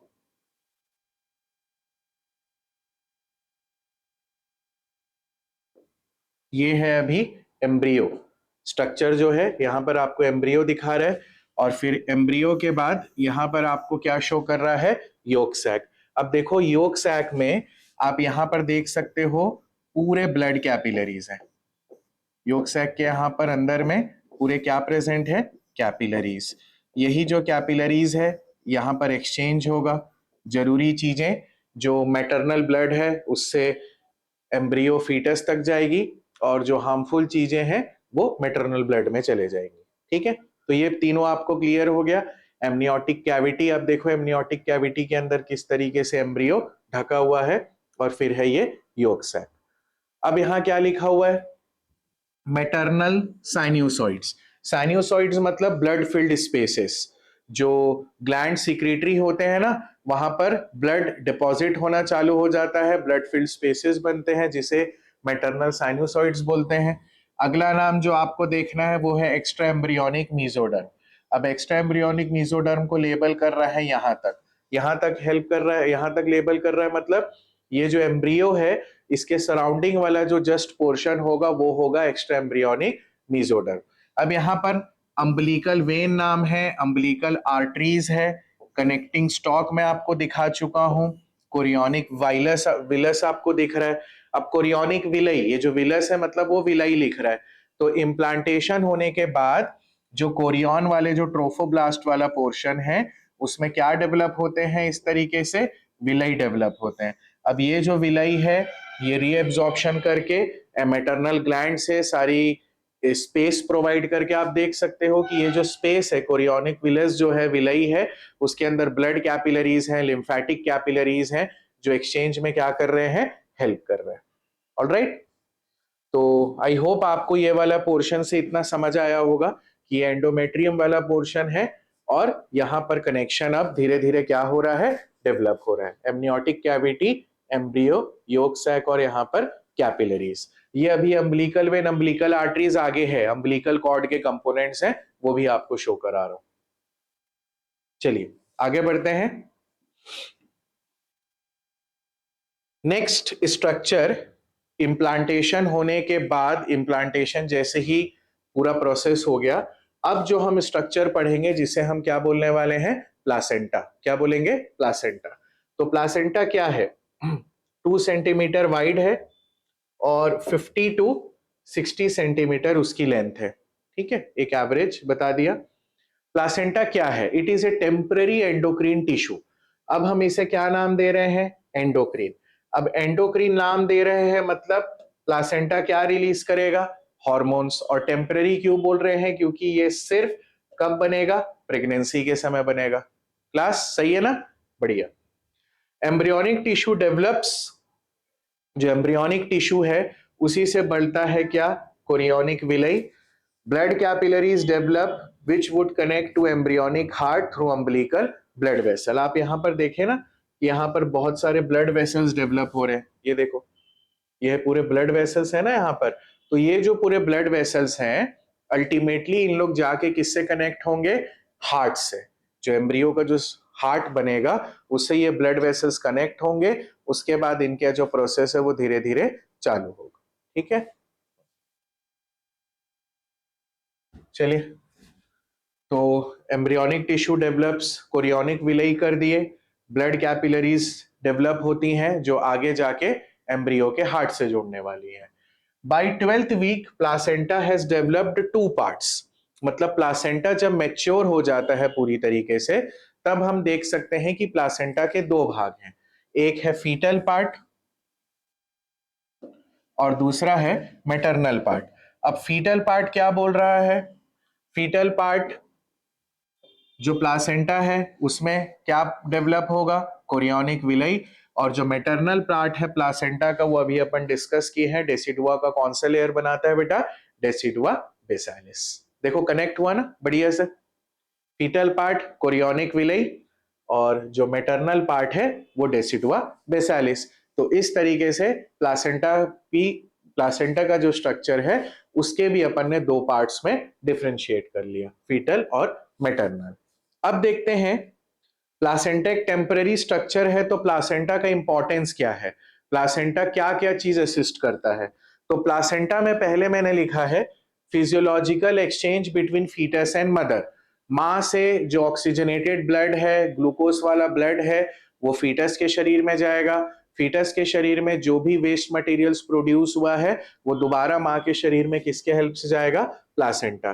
तो ये न्यूट्रिशन भी कवर कर लिया, रेस्पिरेशन भी कवर कर लिया, वेस्ट मटेरियल्स को भी बाहर कर रहा है, तो मैंने यहाँ पर एक्सक्रीशन लिख दिया। तो पोषण, श्वसन और उत्सर्जन, ये सारे फंक्शंस किसके हो गए बेटा, प्लासेंटा के। आखिरी फंक्शन है इसका अंतःस्रावी कार्य। अब अंतःस्रावी कार्य में ये किसका श्रावण करेंगे? हॉर्मोन्स का श्रावण करेंगे। तो हॉर्मोन्स के श्रावण में कौन कौन से इंपॉर्टेंट हॉर्मोन्स हैं जो प्लासेंटा के द्वारा श्रावित या सिक्रीट किए जाते हैं? एस्ट्रोजन, प्रोजेस्टेरॉन, एचसीजी, एचपीएल और रिलैक्सिन। एचपीएल है ह्यूमन प्लासेंटल लेक्टोजन, जिसे हम एचसीएस भी बोलते हैं, ह्यूमन कॉर्टिकोट्रोपिन रिलीजिंग हार्मोन। ठीक है, तो प्लासेंटल लेक्टोजन हो गया, रिलैक्सिन हो गया, एचसीजी हो गया, प्रोजेस्टेरॉन हो गया और एस्ट्रोजन हो गया। तो ये जो बेसिकली हार्मोन्स है ये प्लासेंटा रिलीज करता है। इसी कारण से हमने इसको क्या नाम दिया था? Endocrine tissue. क्या नाम दिया था? Endocrine tissue. प्लासेंटा के नोट्स क्लियर हैं? अभी आपको डायग्राम भी दिखाऊंगा। प्लासेंटा क्लियर है ना? बोर्ड में जो भी चीजें लिखी हैं क्लियर है सबको? क्लास ओके, चलिए नेक्स्ट। अब जो प्लासेंटा के हॉर्मोन्स हैं उसको मैंने ना आपको एक ग्राफिकल रिप्रेजेंटेशन करके दिया है ताकि आपको कंसेप्ट क्लियर हो जाए कि जो हॉर्मोन्स हैं उनका लेवल पूरे फर्टिलाइजेशन से डिलीवरी तक एक जैसा कांस्टेंट नहीं है। जरूरत के हिसाब से जो हॉर्मोन्स का लेवल है वो पूरे जेस्टेशन पीरियड में फ्लक्चुएट होता रहता है। तो HCG, estrogen, progesterone, relaxin, CRH जो टाइमिंग ऑफ बर्थ सेट करता है, प्रोजेस्टेरॉन, एस्ट्रोजन। अब देखो इस ग्राफ में नीचे दिया हुआ है वीक्स और यहां दिया हुआ है हार्मोन लेवल। तीन हार्मोन के बारे में डिस्कस करेंगे क्योंकि बाकी जो हार्मोन्स है वो तो डिलीवरी के जस्ट पहले या लेटर एंड ऑफ प्रेगनेंसी में ही रिलीज होता है। HCG human chorionic gonadotrophin, progesterone हो गया और यहां पर क्या हो गया? एस्ट्रोजन। तो आप एचसीजी में देखोगे फर्टिलाइजेशन होने के बाद से, इम्प्लांटेशन होने के बाद से एचसीजी का जो लेवल है वो एकदम ज्यादा हाई रहता है। फिर जैसे जैसे प्रोजेस्टेरॉन, एस्ट्रोजन का लेवल मेंटेन हो गया या प्लासेंटा का फॉर्मेशन बन गया, उसके बाद से जो एचसीजी का लेवल है वो धीरे धीरे क्या होना चालू हो जाता है? डिप होना चालू हो जाता है। फिर उसके बाद यहाँ पर आते हैं प्रोजेस्टेरॉन और एस्ट्रोजन जो प्रेगनेंसी को मेंटेन करते हैं, जो दोबारा से एंडोमेट्रियम को डेवलप कराते हैं। तो जैसे जैसे हम बर्थ के आसपास जाएंगे वैसे वैसे प्रोजेस्टेरॉन और एस्ट्रोजन का लेवल भी क्या हो जाता है बेटा? हाइक हो जाता है। ठीक है, अब एक हार्मोन है सीआरएच। अब ये जो सीआरएच हार्मोन है, ये सीआरएच हार्मोन बर्थ की टाइमिंग डिसाइड करता है। क्या डिसाइड करता है? बर्थ की टाइमिंग डिसाइड करता है। तो टाइमिंग डिसाइड कैसे करता है? इस सीआरएच का लेवल, अगर मान लीजिए सीआरएच का लेवल ज्यादा हुआ तो जो बच्चा है वो प्री मेच्योर ही डिलीवरी कर लेगा। अब मान लीजिए सीआरएच का लेवल कम है तो जो जो डेट दिया गया है डिलीवरी का, उस डेट को क्रॉस करने के बाद कुछ दिनों या हफ्तों के बाद बच्चा पैदा होगा। तो यहां पर लिखा है CRH level is high, premature delivery हो जाएगा। अगर सीआरएच लेवल का कम है तो इसकी जो डिलीवरी है वो क्या हो जाएगी? थोड़ी सी डिले हो जाएगी।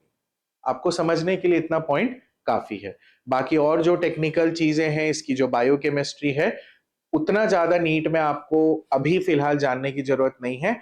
आगे कॉलेजेस में जब आप डिटेल में पढ़ेंगे ये सारे प्रोसेस को, तब आपको चीजें क्लियर समझ आ जाएगी। मैंने आपको हार्ड पॉइंट्स दिए हैं, मैंने आपको हार्मोन्स के कुछ नाम दिए हैं ताकि आपको पता रहे कि क्या क्या चीजें आ रही है। बाकी इनका जो एक्चुअल फंक्शन है उतना ज्यादा डिटेल हमको नीट के लिए अभी जरूरत नहीं है। सही है? बहुत ज्यादा डेटा दिमाग में भर लेंगे तो स्लो हो जाएगा, है ना? चलिए आगे, ये देखिए अगला स्ट्रक्चर, अगला डायग्राम जिसमें आपको चीजें और क्लियर हो जाएंगी जो भी वर्ड हमने पढ़ा है। तो सबसे पहले आप देखो कि ये वाले पोर्शन में आप देखो, यहां पर दिया हुआ है अम्बिलिकल कॉर्ड। क्या बोल रहा है? Umbilical cord. अम्बिलिकल कॉर्ड का नोट्स दे रहा हूं। अम्बिलिकल कॉर्ड में आर्टरीज हैं, वेन्स हैं, कनेक्टिव टिश्यू है, ठीक। और अम्बिलिकल कॉर्ड के पोर्शन तक एमनियन भी प्रेजेंट है। अब यहां लिखा हुआ है chorionic villi. Chorionic villi of chorion, जो कि फीटल पोर्शन है किसका? प्लासेंटा का। डेसिडुआ बेसालिस ऑफ यूट्रस, ये मैटरनल पोर्शन है किसका? प्लासेंटा का। तो पूरा यहां से लेकर यहां तक यहां से लेकर यहां तक का जो पूरा पोर्शन है, वो पूरा का पूरा पोर्शन क्या कहला रहा है? प्लासेंटा, जिसका एक फीटल पोर्शन है और दूसरा मैटरनल पोर्शन है। ठीक है, तो आप देखो कि फीटल वाले पोर्शन में आपको क्या दिख रहा है? विलय दिख रहा है। तो जहां विलय दिखा मतलब वो कौन सा पोर्शन है? फीटल वाला। और आपको जो ग्लैंड्स दिख रहे होंगे, जो आर्टरीज आर्टेरियोल्स दिख रहे होंगे, वो कौन सा पोर्शन है बेटा? Maternal placenta. ठीक है, और यहां पर आप देखो फिर अरेंज होके यहां पर अम्बिलिकल कॉर्ड बन रहा है। कोरियोनिक विलय है, intervillous space containing maternal blood, fetal blood. ठीक है, तो यहाँ पर फीटल ब्लड, ये वाले पोर्शन से फीटल ब्लड आ रहा है और ये वाले पोर्शन से मैटरनल ब्लड जा रहा है। और जब कैपिलरीज लेवल में दोनों का क्या होगा बेटा? एक्सचेंज होगा। हमको ये चीज जानना है कि मैटरनल ब्लड और फीटल ब्लड कभी भी मिक्स नहीं होता है पूरे जेस्टेशन के समय। डिलीवरी के समय होगा, लेकिन पूरे जेस्टेशन के समय माँ का खून और जो बच्चा डेवलप हो रहा है उसका खून कभी भी मिक्स नहीं होगा। उनमें बस फिजियोलॉजिकल क्या होगा? एक्सचेंज होगा। ये पॉइंट याद रखना है आपको। ठीक है, अब आप देखो, इसको मैंने दिया है, इसमें आपको ऑल लेयर्स क्लियर हो रहे होंगे। सबसे पहले देखो यहाँ लिखा है amniotic fluid in amniotic cavity, मतलब ये जो पूरा ब्लू वाला है ये एमनियोटिक कैविटी है। इसमें और एक लेयर है एलेंटॉइस, यहाँ पर दिखा हुआ है कोरियन, इसके बाद लिखा हुआ है एमनियन, यहाँ पर देखो लिखा है कोरियोनिक विलय, और जो येलो वाला पोर्शन डेवलप हुआ है वो है यॉर्क सैक। ठीक है, तो डायग्राम क्लियर है ये वाला? प्लासेंटा के दोनों पोर्शन जो आपको लिखाया था मैटरनल और फीटल, वो आपको दोनों समझा दिया। अम्बिलिकल कॉर्ड से भी इंट्रोडक्शन करा दिया, अभी नोट्स आ जाएगा अम्बिलिकल कॉर्ड क्या है। और यहाँ पर जो अरेंजमेंट दिख रहा है उसी को बड़ा करके यहाँ पर डायग्राम बनाया गया। ठीक है, चलिए देख लो एक बार अच्छे से, आगे बढ़ रहे हैं हम। ये और एक स्ट्रक्चर आप देख लो, इसमें अब आपको और क्लियर हो जाएगा कि जो प्लासेंटा यहाँ पर बना, ठीक है, ये देखो, इसको बोल रहा है प्लासेंटा। ये वाले पोर्शन को क्या बोल रहा है? प्लासेंटा। अब ये जो प्लासेंटा वाला पोर्शन इसे बोला ऐसा, ये प्लासेंटा बना, ये है अम्बिलिकल कॉर्ड, जो फीटस है उसके नेवल या नाभि से जुड़ी हुई रहेगी। और इसी पोर्शन को यहाँ पर बड़ा करके दिखाया है, जिसमें कोरियोनिक विलस आप शो कर सकते हैं, फूल के जैसा दिख रहा होगा। फिर आर्टरी देख रहे हैं, फीटल वेन देख रहे हैं, अम्बिलिकल कॉर्ड देख रहे हैं। तो प्लासेंटा, आई होप आपको जो स्ट्रक्चर है, जो टर्मिनोलॉजीज हैं, प्लासेंटा कैसे काम करता है वो आपको समझ आ गया होगा। माँ के ब्लड से जो जरूरी चीजें हैं वो फीटस के ब्लड में चले जाएंगी, higher concentration to lower concentration. Foetus के रुधिर से जो वेस्ट प्रोडक्ट्स हैं, जो अनावश्यक चीजें हैं, वो डिफ्यूजन के द्वारा किसके ब्लड में मिक्स हो जाएंगी? माँ के ब्लड में। सही है बेटा? सही। चलिए आगे बढ़ते हैं। ये अम्बिलिकल कॉर्ड, क्या लिखा है बेटा? ये अम्बिलिकल कॉर्ड। तो अम्बिलिकल कॉर्ड क्या है? अम्बिलिकल कॉर्ड एक नलिकाकार आकृति है, रज्जुमय आकृति है, कॉर्ड लिखा हुआ है। तो अम्बिलिकल कॉर्ड जो है वो इस पोर्शन को बोल रहा है,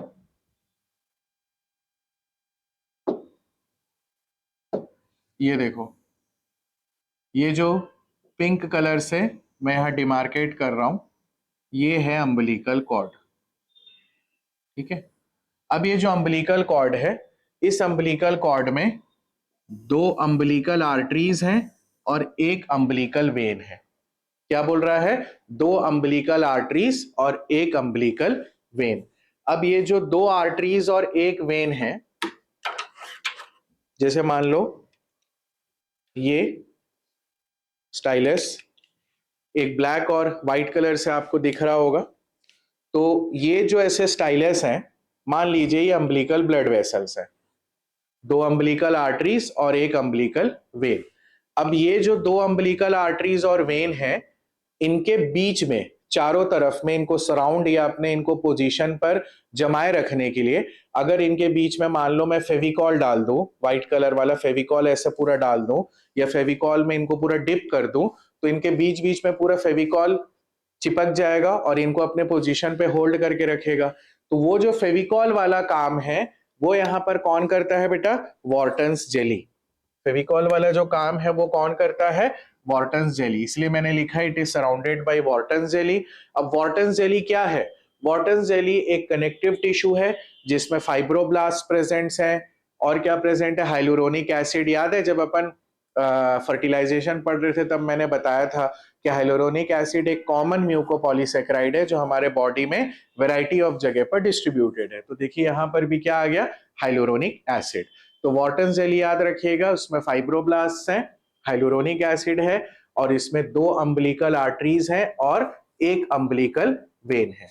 अब आप देखिए यहाँ पर लिखा हुआ है गैस एक्सचेंज विद प्लासेंटा। अब यहां पर एक चीज जो आपको याद रखना है, जैसे हम 11th में पढ़ाते हैं पल्मोनरी आर्टरी और पल्मोनरी वेन, इसमें ऑपोजिट होता है ना, आर्टरी डीऑक्सीजनेटेड और वेन ऑक्सीजनेटेड। तो सेम केस यहां पर भी है। जो पल्मोनरी अम्बिलिकल जो वेन होती है, ये जो अम्बिलिकल वेन है ये कैसा ब्लड अपने अंदर कैरी करता है? Oxygenated blood. ऑक्सीजनेटेड ब्लड कहां से लेकर आ रहा है? ये प्लासेंटल सरफेस से लेकर आ रहा है और कहां लेकर जाएगा? फीटस तक लेकर जाएगा। तो अम्बिलिकल वेन जो है वो ऑक्सीजनेटेड ब्लड किसको पहुंचाती है? फीटस को। जबकि जो 2 अम्बिलिकल आर्टरीज हैं, इस 2 अम्बिलिकल आर्टरीज में अशुद्ध रक्त या कैसा ब्लड रहेगा बेटा? डीऑक्सीजनेटेड। अशुद्ध रक्त या कैसा ब्लड रहेगा? डीऑक्सीजनेटेड। तो ये अम्बिलिकल आर्टरीज में डीऑक्सीजनेटेड ब्लड और अम्बिलिकल वेन में कैसा ब्लड? ऑक्सीजनेटेड। ये इस स्लाइड में सबसे इंपॉर्टेंट पॉइंट है जो आपने याद रखना है। मैं स्टार मार्क भी कर दे रहा हूं। Umbilical arteries, umbilical when, when में ऑक्सीजनेटेड और आर्टरीज में डीऑक्सीजनेटेड। आप यहां पर भी देख सकते हो, ये रेड कलर को शो किया है वेन और यहाँ पर 2 ब्लू कलर से जो शो किया है वो क्या है बेटा? आर्टरीज है। देखो सब यहां से खून लेकर आ रहे हैं, जो मेटरनल पार्ट है प्लासेंटा का। ऑलराइट, अम्बिलिकल कॉर्ड का जो फंडा था वो अभी क्लियर हुआ सबको? सही है। चलिए आगे बढ़ रहे हैं अम्बिलिकल कॉर्ड से। अब अम्बिलिकल कॉर्ड के बाद प्लासेंटा वसेंटा बन गया, प्लासेंटा डेवलप हो गया, प्लासेंटा हॉर्मोन्स भी बना रहा है। अब अपन नेक्स्ट चलते हैं कहां? गैस्ट्रुलेशन। अब गैस्ट्रुलेशन वो प्रक्रिया है जिसमें जनन परतें या जो एम्ब्रियोनिक लेयर्स हैं, जर्म लेयर्स हैं, उसका फॉर्मेशन होगा और वही जो जर्म लेयर्स हैं, एक्टोडर्म, एंडोडर्म और मीजोडर्म, इनसे हमारे बॉडी के अलग अलग बॉडी के ऑर्गन्स या पार्ट्स का डेवलपमेंट होगा। तो आइए देखते हैं गैस्ट्रुलेशन क्या है। Gastrulation occurs around 3rd week और 15 डेज आफ्टर फर्टिलाइजेशन। 15 दिन के बाद से गैस्ट्रुलेशन की जो प्रक्रिया है वो चालू हो जाती है। अब गैस्ट्रुलेशन में होता क्या है? गैस्ट्रुलेशन में ये होता है, जो बाइलैमिनार एम्ब्रियोनिक डिस्क था, गैस्ट्रुलेशन में क्या हो रहा है? जो बाइलैमिनार एम्ब्रियोनिक डिस्क था वो किसमें चेंज होगा? ट्राइलैमिनार स्ट्रक्चर में। अब इसको ट्राइलैमिनार स्ट्रक्चर क्यों बोल रहे हैं? क्योंकि इस प्रोसेस में एक्टोडर्म बन रहा है, मीजोडर्म बन रहा है और क्या बन रहा है? एंडोडर्म। तीनों जर्मिनल लेयर्स का फॉर्मेशन हो गया। तो शॉर्ट एंड स्वीट क्या याद रखेंगे? जब तीनों जर्मिनल लेयर्स का फॉर्मेशन हो जा रहा है उस प्रोसेस को हम क्या बोलेंगे? गैस्ट्रुलेशन। गैस्ट्रुलेशन कब इनिशिएट होता है? 3rd वीक या 15 डेज किसके बाद बेटा? फर्टिलाइजेशन के। ये कितने दिनों के बाद क्या क्या चीजें हो रही है ना, इसको अच्छे से नोट करके रखना। मैंने अपने हर टॉपिक में ये मेंशन किया है। ये मैच द फॉलोइंग या स्टेटमेंट वाले क्वेश्चंस में इस चैप्टर से पूछता है। सही है? तो बाइलैमिनार चीज किसमें चेंज हो गई? ट्राइलैमिनार। ट्राइलैमिनार का क्या मतलब है? एक्टोडर्म बन गया, मीजोडर्म बन गया और एंडोडर्म बन गया और इसी प्रोसेस को हम क्या बोलते हैं? गैस्ट्रुलेशन। अब गैस्ट्रुलेशन में क्या चेंजेस होते हैं डायग्राम से हम समझते हैं। तो अगर आप देखोगे ये वाला जो स्टार्टिंग वाला पूरा पोर्शन है, इस पोर्शन में आप अगर देखें तो ये जो पोर्शन है और ये जो पोर्शन है, 2 लेयर्स आपको यहां पर दिख रही हैं। एक होगा एक्टो और क्या होगा? एंडो। अब मान लो ये ए है, मैं नंबरिंग कर दे रहा हूं, ए बी सी और डी। तो इस ऑर्डर में हम देखेंगे। फिर आप देखो कि जो गैस्ट्रुलेशन वाला प्रोसेस है उसमें एक फिनोमिनॉन होता है, इस फिनोमिनॉन को हम बोलते हैं इनवेजिनेशन। इनवेजिनेशन का मतलब होता है फोल्डिंग। समझने के लिए बता रहा हूं, इनवेजिनेशन का क्या मतलब है? फोल्डिंग। तो इनवेजिनेशन या जो फोल्डिंग वाला प्रोसेस है वो गैस्ट्रुलेशन का एक इंपॉर्टेंट फीचर है, कैरेक्टर है।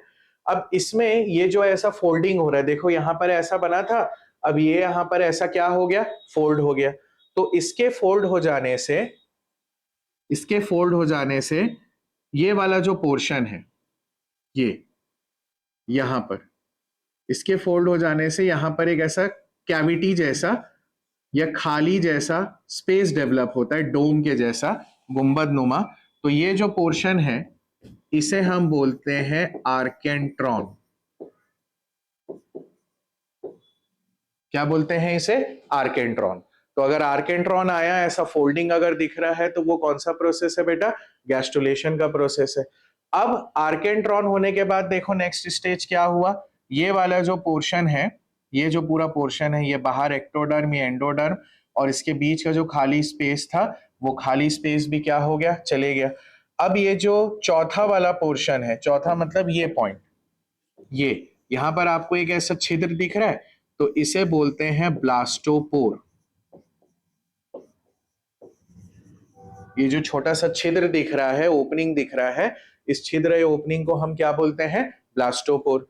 अब ब्लास्टोपोर के बाद आप देखो फिर से आपको फाइनल गैस्ट्रुलेटिन वाला पोर्शन दिख गया, जिसमें यहाँ पर एक्टोडर्म है, यहाँ पर एंडोडर्म है, और ये जो बीच में डेवलप होगा ये क्या होगा बेटा?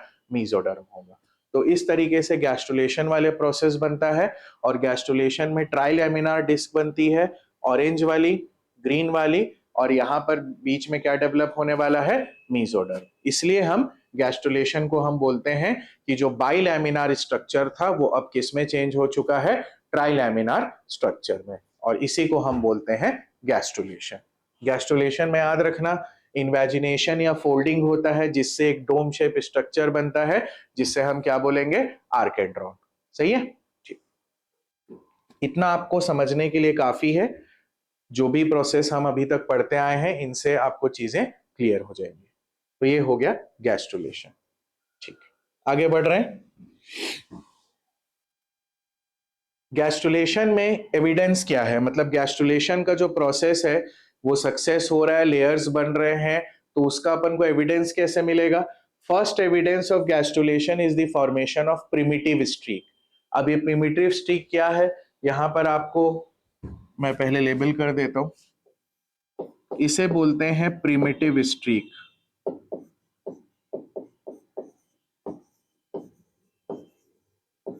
प्रिमिटिव स्ट्रीक मतलब एक सकरा, खांच या छोटा सा पिट, ऐसा लंबा सा, उसके लिए वर्ड यूज हो रहा है प्रिमिटिव स्ट्रीक।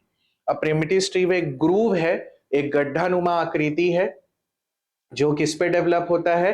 एपीब्लास्ट। पॉइंट याद रखेंगे,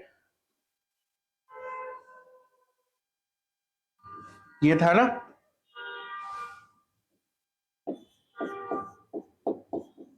एपीब्लास्ट। तो इस एपीब्लास्ट की परत पर एक गड्ढा जैसा डेवलप होगा, एक ग्रूव जैसा बनेगा, उसे हम बोलेंगे प्रिमिटिव स्ट्रीक। अब प्रिमिटिव स्ट्रीक से होता क्या है?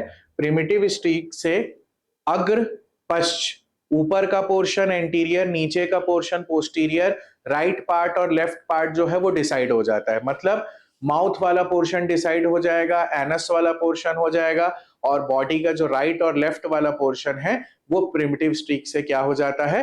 क्लियर हो जाता है कि माउथ इधर बनने वाला है, एनस इधर बनने वाला है। ठीक है, तो ये इंपॉर्टेंस है प्रिमिटिव स्ट्रीक का। अब प्रिमिटिव स्ट्रीक में और क्या याद रखोगे? 16 days after fertilization, mesodermal cells of primitive node forms a hollow tubular structure, जिसे हम क्या बोलते हैं बेटा? नोटोकॉर्ड। तो मुझे आपको यहाँ दो चीज बताना था। एक तो ये कि एपीब्लास्ट में, एपीब्लास्ट की लेयर में डेवलप होता है प्रिमिटिव स्ट्रीक। ये प्रिमिटिव स्ट्रीक से माउथ, एनस, बॉडी राइट और लेफ्ट वाला पोर्शन ये डिसाइड हो जाता है। उसके बाद ये बताना था कि इसी प्रिमिटिव स्ट्रीक में जो प्राइमोर्डियल जर्म सेल्स हैं उन लोग माइग्रेट करते हैं, माइग्रेट करने के बाद उन लोग एक हॉलो ट्यूबुलर स्ट्रक्चर बनाते हैं जिसे हम बोलते हैं नोटोकॉर्ड प्रोसेस। क्या बोलते हैं? Notochord process. यही नोटोकॉर्ड प्रोसेस आगे जाकर क्या कहलाता है बेटा? नोटोकॉर्ड। थोड़ा सॉलिडिफाई होगा और उसमें क्या बन जाएगा? नोटोकॉर्ड। ठीक है, तो यहां पर आपको 3 इवेंट्स में 3 पॉइंट्स याद रखना है। गैस्ट्रुलेशन के बाद प्रिमिटिव स्ट्रीक बनेगा, प्रिमिटिव स्ट्रीक से माउथ और एनस और राइट और लेफ्ट पार्ट्स हो जाएगा।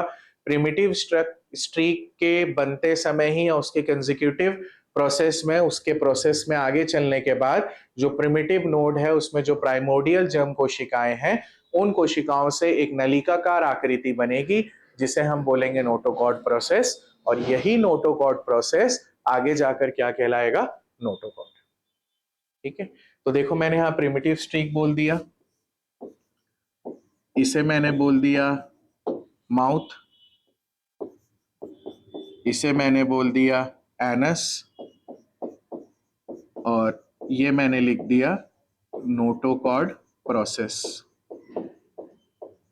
यहां क्या लिख दिया मैंने? Notochord process. तो प्रिमिटिव स्ट्रीक कुछ ऐसा दिखता है। इतना डायग्राम आपके लिए इस पॉइंट को समझने के लिए काफी है। ठीक है बच्चों, चलिए आगे बढ़ रहे हैं। क्लास आ रहा है समझ? पक्का?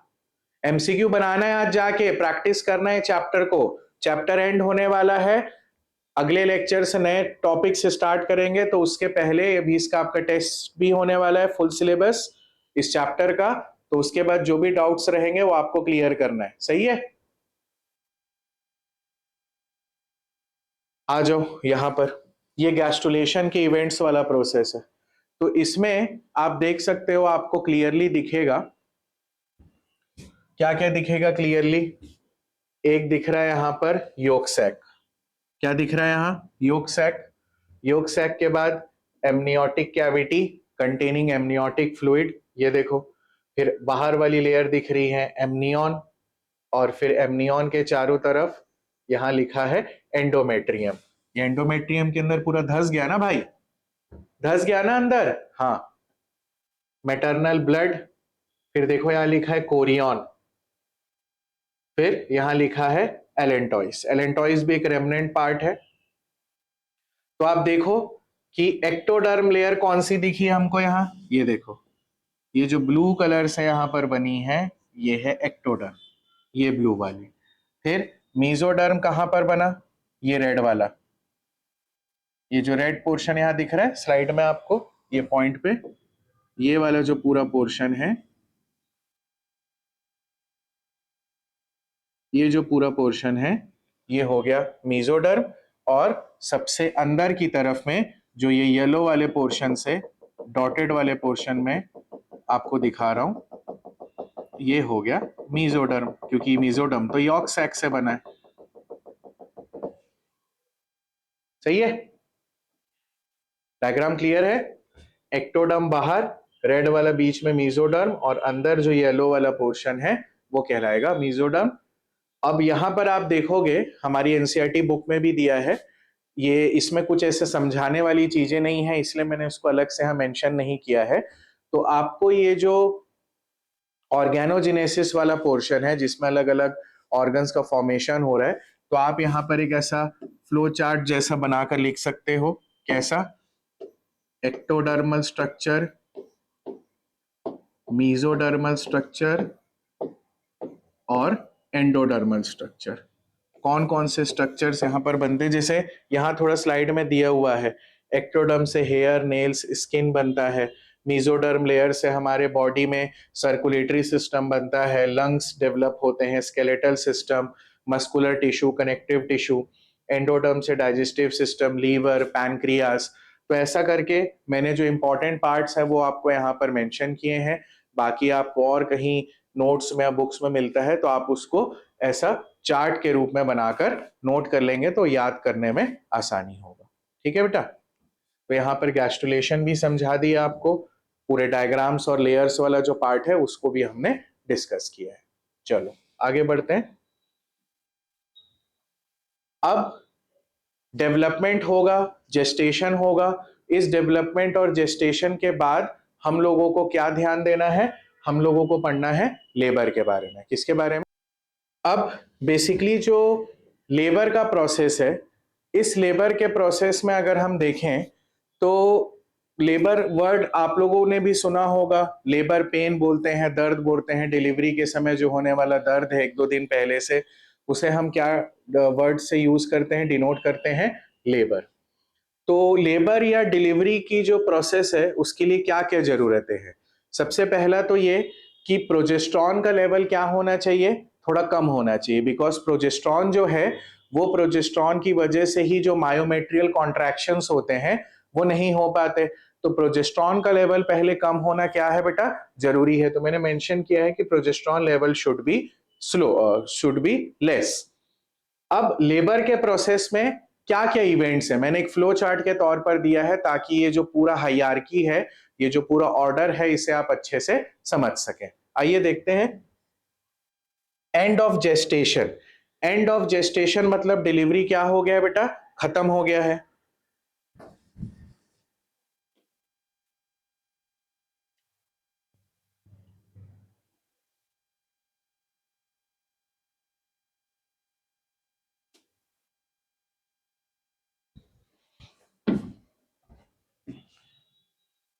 एंड ऑफ जेस्टेशन मतलब जो डिलीवरी वाला जो पूरा 9 महीने का जो ड्यूरेशन था, वो 9 महीने का ड्यूरेशन क्या हो गया, लगभग खत्म होने वाला है।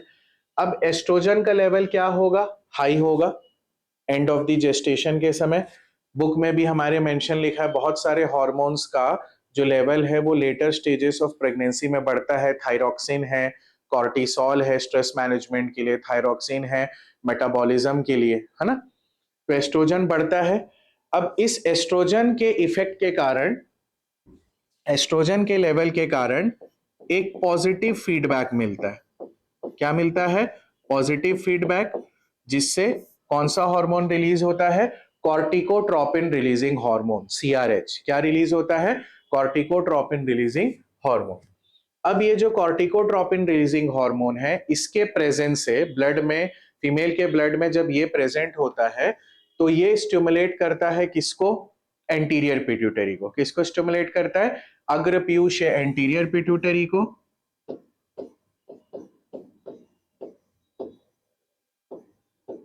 अग्रपीयूष एंटीरियर पिट्यूटरी एक्टिवेट होगा और वो क्या रिलीज करेगा, एसीटीएच, एड्रीनोकॉर्टिकोट्रोपिन हार्मोन। ये हम 11th में पढ़े हैं। एसीटीएच किसको सक्रिय करेगा, फीटल एड्रीनल ग्लैंड। मतलब एसीटीएच जब ब्लड में मिक्स हुआ, वो ब्लड गया पूरे शरीर में डिस्ट्रीब्यूट हुआ, तो उससे कौन सक्रिय होंगे, फीटस की एड्रीनल ग्रंथियां।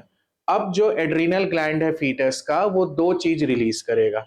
एक तो रिलीज करेगा क्या, कॉर्टिसोल, और दूसरा रिलीज करेगा डीएचईए, डी हाइड्रो एपिएंड्रोस्टेरॉन। तो डीएचईए जो है, ये डीएचईए एक, आप ऐसा समझ सकते हैं कि ये एक ओरिजिनल वर्जन है हॉर्मोन्स का, या पेरेंट वर्जन है हॉर्मोन्स का।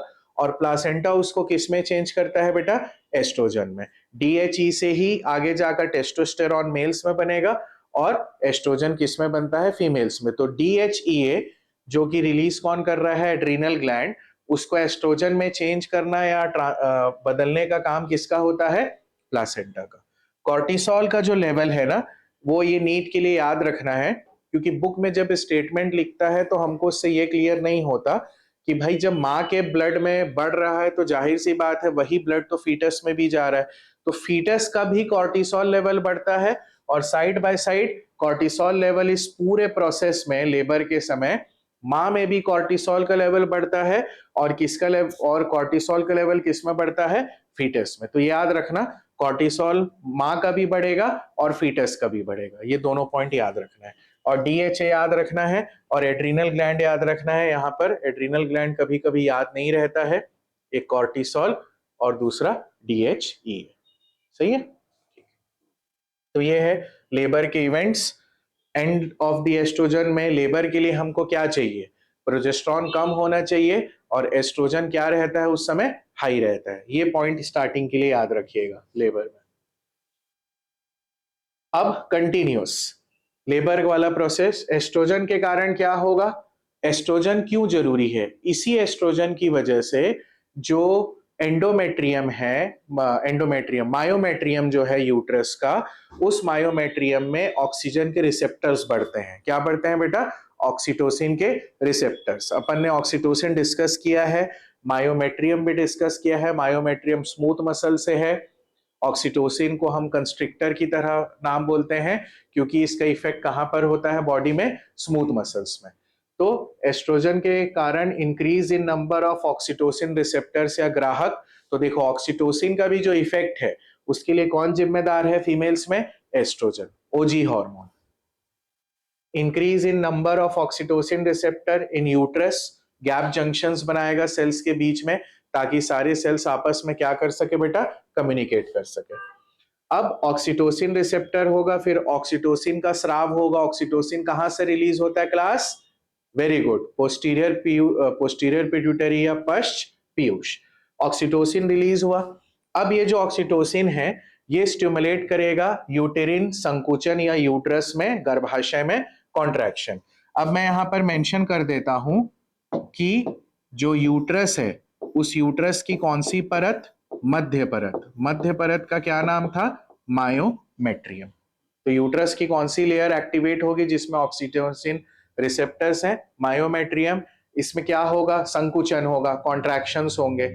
अब इन कॉन्ट्रैक्शंस की वजह से जो फीटस है उस फीटस का जो सर वाला पोर्शन है, हेड वाला जो पोर्शन है, वो सर्विक्स की तरफ खिसकना चालू हो देता है।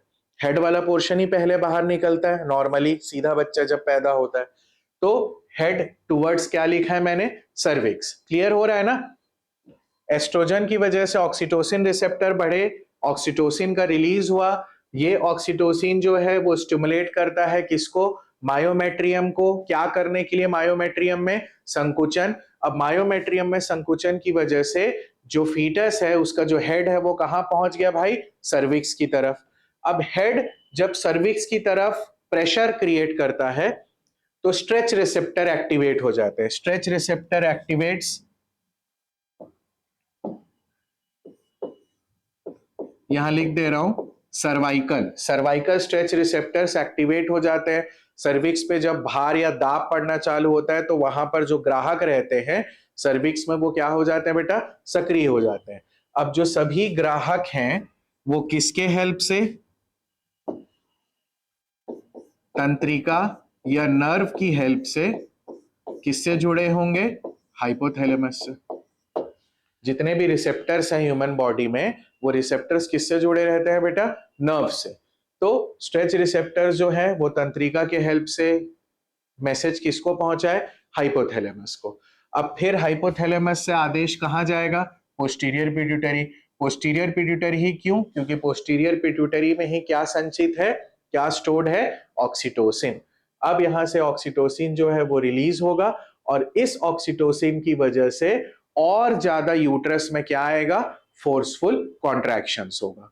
अब जब सर्विक्स के पास शिशु का हेड आता है और उससे जब रिसेप्टर सक्रिय होते हैं, उसी के लिए एनसीईआरटी बुक में एक टर्म दिया गया है, फीटल इजेक्शन रिफ्लेक्स। तो जो शुरुआत है वो शुरुआत कहां से होती है? फीटस से। क्योंकि ऑक्सीटोसिन तो रिलीज हुआ लेकिन जब तक फीटस का हेड स्ट्रेच रिसेप्टर्स एक्टिवेट नहीं करेगा तब तक और ज्यादा ऑक्सीटोसिन रिलीज होगा क्या? नहीं होगा। तो जितना ज्यादा इस समय ऑक्सीटोसिन रिलीज होगा उतने अच्छे से कॉन्ट्रैक्शंस होंगे और उतने आसानी से ही जो फीटस है या जो नवजात है वो धीरे धीरे आसानी तरीके से जो बर्थ कैनाल है वहां से आसानी से क्या हो जाएगा बेटा? बाहर आ जाएगा। तो ये वाला जो पूरा फ्लो चार्ट है ये आपको अच्छे से नोट्स बना के रखना है। इस फ्लो चार्ट के बाहर से आपको और कोई एमसीक्यू नहीं मिलेगा। इसमें आपके सारे एमसीक्यूज जो है बेटा कवर्ड हो जाएंगे, है ना? तो इस फ्लो चार्ट को याद रखिएगा। ऑक्सीटोसिन रिसेप्टर्स ऑक्सीटोसिन के कारण बने, ऑक्सीटोसिन पोस्टीरियर पिट्यूटरी से निकला, यूट्रस में चालू पहले करवाया कॉन्ट्रैक्शन, लेकिन और ज्यादा फास्ट कॉन्ट्रैक्शन से या पूरे बच्चे को बाहर आने के लिए इसकी शुरुआत कौन करता है? नवजात, जिसके लिए हमारी एनसीईआरटी बुक में लिखा है फीटल इजेक्शन रिफ्लेक्स। आया समझ? गुड। चलिए आगे बढ़ रहे हैं। ये फ्लो चार्ट का अच्छे से नोट्स बनाइएगा सब। फीटल इजेक्शन रिफ्लेक्स, यहाँ पर आपको एक डायग्राम भी मैंने शो किया है, स्लाइड भी शो की है। इसमें आप देखो कि जो पार्ट्यूरेशन या डिलीवरी है, इसके टोटल 3 स्टेजेस है। डायलेशन मतलब इसमें सर्विक्स फैलता है, अमूमन 1 से 2 सेंटीमीटर जो सर्विक्स की चौड़ाई रहती है, वो डायलेशन वाले पार्ट में 5 से 10 सेंटीमीटर तक भी फैल सकता है। तो इसे बोलते हैं stage of dilation. Stage of expulsion, expulsion मतलब अंदर का जो नवजात है वो धीरे धीरे कहाँ आ रहा है, कॉन्ट्रैक्शंस के कारण बाहर आ रहा है। और तीसरा है प्लेसेंटल, जिसमें जो मेटरनल पार्ट है प्लासेंटा का, उसको क्या करेंगे, रिमूव करेंगे। ठीक है, तो देखो ये फ्लो चार्ट यहां पर बनाया है। यहां पर देखो आपको लिखा है फीटल कॉर्टिसोल, फिर corticotropin releasing hormone ACTH, pressure against cervix, mechanoreceptor signal to brain. अब जो ग्राहक है जो दाब को भापते हैं उनको बोलते हैं मकैनो रिसेप्टर्स। क्या बोलते हैं, मकैनो रिसेप्टर। फिर ये जो मकैनो रिसेप्टर्स हैं, मकैनो रिसेप्टर सिग्नल कहाँ गए, पोस्टीरियर पिट्यूटरी, पोस्टीरियर पिट्यूटरी से क्या रिलीज होगा, ऑक्सीटोसिन। अब इस ऑक्सीटोसिन जो है वो मायोमेट्रियम में प्रेजेंट स्मूथ मसल्स के कॉन्ट्रैक्शंस को प्रमोट करेगा। अब फीटस के अंदर जो कॉर्टिसोल है ना, इस कॉर्टिसोल की मदद से ही जो प्रोजेस्टेरॉन है उसका इफेक्ट कम होता है, या प्रोजेस्टेरॉन का जो इफेक्ट है वो कम हो जाता है, जिसके कारण कॉन्ट्रैक्शंस क्या कर सकते हैं, स्टार्ट कर सकते हैं। ये नीट के लिए इंपॉर्टेंट है, बोर्ड वाले बच्चों के लिए भी इंपॉर्टेंट है, बिकॉज आपको इसी साल नीट देना है। तो याद रखिएगा जो फीटल कॉर्टिसोल है उसका मेन काम क्या है, वो प्रोजेस्टेरॉन के रिसाव या प्रोजेस्टेरॉन के सिक्रीशन को रोकता है, उसके एक्शन को रोकता है, ताकि जो कॉन्ट्रैक्शंस हैं ऑक्सीटोसिन के कारण मायोमेट्रियम में वो अच्छे से हो सके। तो इस स्लाइड में याद रखना है फीटल कॉर्टिसोल जो है उसके कारण ही प्रोजेस्टेरॉन जो है उसका इफेक्ट नहीं दिखता है, और मायोमेट्रियम में कंटिन्यूअस क्या चालू हो जाएंगे, कॉन्ट्रैक्शंस। ठीक, फिर यहां बताया है मैंने ऑक्सीटोसिन को हम बर्थ हार्मोन बोलते हैं, बिकॉज कॉन्ट्रैक्शंस को जब वो सक्रिय कराता है उसी के कारण बच्चा पैदा होता है। रिलैक्सिन जो है, रिलैक्सिन का काम क्या है, जेस्टेशन या पार्ट्यूरेशन के समय रिलैक्सिन जो है वो प्यूबिक सिम्फाइसिस के लिगामेंट्स वाला जो एरिया है उनको रिलैक्स करता है, और सर्विक्स को भी फैलने में सहायक कौन है, रिलैक्सिन। तो प्यूबिक सिम्फाइसिस के लिगामेंट्स को क्लियर करना मतलब लूज करना, और सर्विक्स को फैलाना, ये दोनों काम किसका है, रिलैक्सिन का। कॉन्ट्रैक्शंस उत्पन्न करने के कारण ही बच्चा बाहर या फीटस बाहर आएगा, इसी कारण से हम ऑक्सीटोसिन को क्या बोलते हैं बेटा, बर्थ हार्मोन। आया समझ, ठीक है, चले आगे बढ़ते हैं। लास्ट है लैक्टेशन। वैसे लैक्टेशन बहुत ज्यादा ऐसा कॉम्प्लेक्स प्रोसेस नहीं है, तो जो भी पॉइंट्स हैं, डेटा है, वो मैंने आपको इस स्लाइड में कवर कर लिए हैं। लैक्टेशन स्तनपान क्या होता है, लैक्टेशन का प्रोसेस, स्तनपान की प्रक्रिया कैसे होती है, इसका भी एक पूरा फ्लो चार्ट है। तो इस फ्लो चार्ट में आप देखो, सबसे पहले मैंने लिखा है सकलिंग एक्शन। जो नवजात है वो जब माँ का जो चूषक है, निप्पल है, उसको जब सक करेगा, उसको जब चूसेगा, तो उसके कारण स्ट्यूमुलस क्या क्या डेवलप हो रहा है, वो स्ट्यूमुलस। आप बाहर से एक स्ट्यूमुलस दे रहे हैं, किसको, माँ के शरीर को। स्ट्यूमुलस क्या है, सकलिंग या चूसने वाली जो क्रिया है वो है एक तरीके का स्ट्यूमुलस। अब इस स्ट्यूमुलस से दो इफेक्ट होता है, क्या, लैक्टोसाइट्स। लैक्टोसाइट्स कहाँ है, एल्वियोलाई के अंदर। एल्वियोलाई में जो सेल्स हैं जो मिल्क का फॉर्मेशन करेंगे उनको हम क्या नाम दे रहे हैं, समूह को लैक्टोसाइट्स। तो ये जो लैक्टोसाइट्स हैं वो एल्वियोलाई से मिल्क का सिक्रीशन करवाएंगे, और ये स्टिमुलस ब्रेन में कहा जाएगा, पोस्टीरियर पिट्यूटरी। पोस्टीरियर पिट्यूटरी से क्या निकलेगा, फिर से ऑक्सीटोसिन, और ये जो ऑक्सीटोसिन है ये फिर से संकुचन कराएगा। किसके बाद किसका संकुचन कराएगा, जो ममैरी ग्लैंड्स हैं, ममैरी जो ग्रंथियां हैं और जो एल्वियोलाई है, उनके चारों तरफ के जो स्मूथ मसल्स हैं उनमें कॉन्ट्रैक्शंस कराने की जिम्मेदारी भी यहाँ पर किसकी है, ऑक्सीटोसिन। ठीक है, तो ऑक्सीटोसिन संकुचन कराएगा किसका, मायो एपिथेलियल सेल्स का। ये ऐसे विशेष प्रकार के सेल्स हैं जिनमें संकुचन शिथिलन की प्रवृत्ति है, या जिनमें संकुचन और कॉन्ट्रैक्शन और रिलैक्सेशन हो सकता है। तो यहाँ पर भी ऑक्सीटोसिन है। यहाँ पर ऑक्सीटोसिन जो है वो कॉन्ट्रैक्शन रिलैक्सेशन करवाता है मायोएपिथेलियल सेल्स का। इन मायोएपिथेलियल सेल्स के कॉन्ट्रैक्शंस के कारण जो मिल्क था, मिल्क कहाँ स्टोर्ड था, एल्वियोलाई में जो स्टोर्ड था, वो सब आकर कहाँ जमा हो जाता है, लैक्टिफेरस डक्ट या लैक्टिफेरस नलिका। अब ये जो लैक्टिफेरस डक्ट है या लैक्टिफेरस नलिका है, यहां से निप्पल में आएगा और फिर निप्पल से जो नवजात है उसको क्या मिलना चालू हो जाएगा, मिल्क। तो जो सकलिंग एक्शन है वो मिल्क को निकालने के लिए आवश्यक है। जब तक सकलिंग एक्शन नहीं मिलेगा तब तक मिल्क का आसानी से निकलना पॉसिबल नहीं है, बिकॉज उसी एक्शन से ऑक्सीटोसिन होगा। ऑक्सीटोसिन दूध को बाहर निकालने में हेल्प करता है, इसी कारण से ऑक्सीटोसिन को बोलते हैं मिल्क इजेक्टिंग हार्मोन। क्या बोलते हैं ऑक्सीटोसिन को, मिल्क इजेक्टिंग हार्मोन।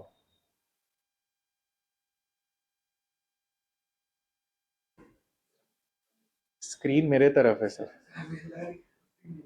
ऑक्सीटोसिन के कारण जो संकुचन हुआ मायोएपिथेलियल सेल्स में, उसी के कारण अंदर जो दुग्ध स्रावित था, जो स्टोर था, वो धीरे धीरे बाहर आ रहा है लैक्टिफेरस नलिका, और फिर निप्पल के हेल्प से ये नवजात को मिल जाएगा।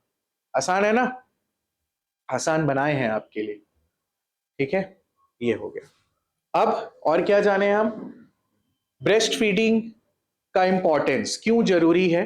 ब्रेस्ट फीडिंग स्तनपान, ताकि मां के द्वारा हमको प्रतिरोधी मिले। कौन सा प्रतिरोधी, आईजीए एंटीबॉडी। कौन सा एंटीबॉडी मिले, मेनली आईजीए। और हमको क्या मिलेगा, न्यूट्रोफिल्स मिलेंगे, मैक्रोफेजेस मिलेंगे, डब्ल्यूबीसी श्वेत रक्त कणिकाएं। फिर जो गाय का दूध है उसके मुकाबले जो माँ के दूध में फैट्स होते हैं, आयरन है, प्रोटीन्स हैं, वो ज्यादा आसानी से एब्जॉर्ब या अवशोषित हो जाते हैं। तो मेनली ये एंटीबॉडी और जो डब्ल्यूबीसीज हैं, इसके लिए ही जो मदर्स मिल्क है उसका सब्सटीट्यूट करना सही चीज नहीं है। मदर मिल्क सबको मिलना चाहिए। मिनिमम 5 से 6 महीने तक हर माँ को अपने नवजात को क्या कराना चाहिए, ब्रेस्ट फीडिंग या स्तनपान कराना चाहिए, ताकि ये जो एंटीबॉडीज और डब्ल्यूबीसी हैं ये नवजात के शरीर में अच्छे से आ जाए और उनका जो इम्यून सिस्टम है, रोग प्रतिरोधक क्षमता है, वो अच्छी तरीके से विकसित हो। अब जो मिल्क है वो मिल्क एक ही जैसा नहीं आता है, माँ के ब्रेस्ट से एक ही टाइप से मिल्क नहीं आता, उसके स्टेजेस है। जैसे शुरुआती में जो पीले कलर का दूध रिसीव होता है उसे बोलते हैं कोलेस्ट्रम, और इस कोलेस्ट्रम को याद क्या रखना है, इसी में हमको मिलता है आईजीए प्रकार का एंटीबॉडी। फिर आता है फोर मिल्क। तो ये जो फोर मिल्क है ये थोड़ा सा वाटरी सिक्रीशन जैसा आता है, थोड़ा पतला होता है और ये थोड़ा मीठा, ज्यादा मीठा रहेगा, बिकॉज इसमें प्रेजेंट रहते हैं मेनली लैक्टोस। और सबसे आखिरी आखिरी में जो हिंड मिल्क आता है वो क्रीमी टेक्सचर का रहता है और उसमें क्या पाए जाते हैं, फैट्स। तो ये है stages of milk, colostrum, four milk और हिंड मिल्क। लैक्टेशन भी आपको समझा दिए, ब्रेस्ट फीडिंग का इंपॉर्टेंस भी बता दिए कि ब्रेस्ट फीडिंग क्यों जरूरी है, और मिल्क के जो स्टेजेस रिसीव होते हैं उसके बारे में भी हमने डिस्कस किया। सही है, चलिए। तो यहां पर हमारा जो human reproduction and embryonic development वाला जो चैप्टर है इसको हम कंप्लीट कर रहे हैं। आज ये पोर्शन कंप्लीट है। आज से आप सभी लोगों को ये चैप्टर का फुल रिवीजन चालू कर देना है। ये संडे को इस चैप्टर का टेस्ट है, आप लोगों को पता ही है जो ऑफलाइन बैच में बैठे हैं। संडे को टेस्ट होगा इसका 90 क्वेश्चन का।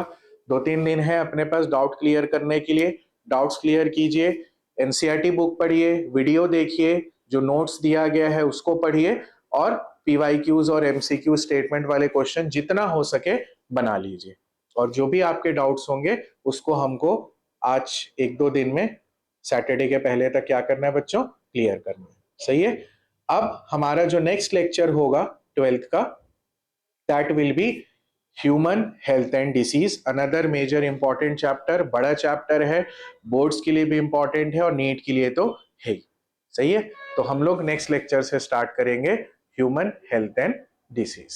तो आज का लेक्चर यहाँ पर खत्म करते हैं। जो ऑनलाइन बच्चे बैठे हैं, thank you for your patience.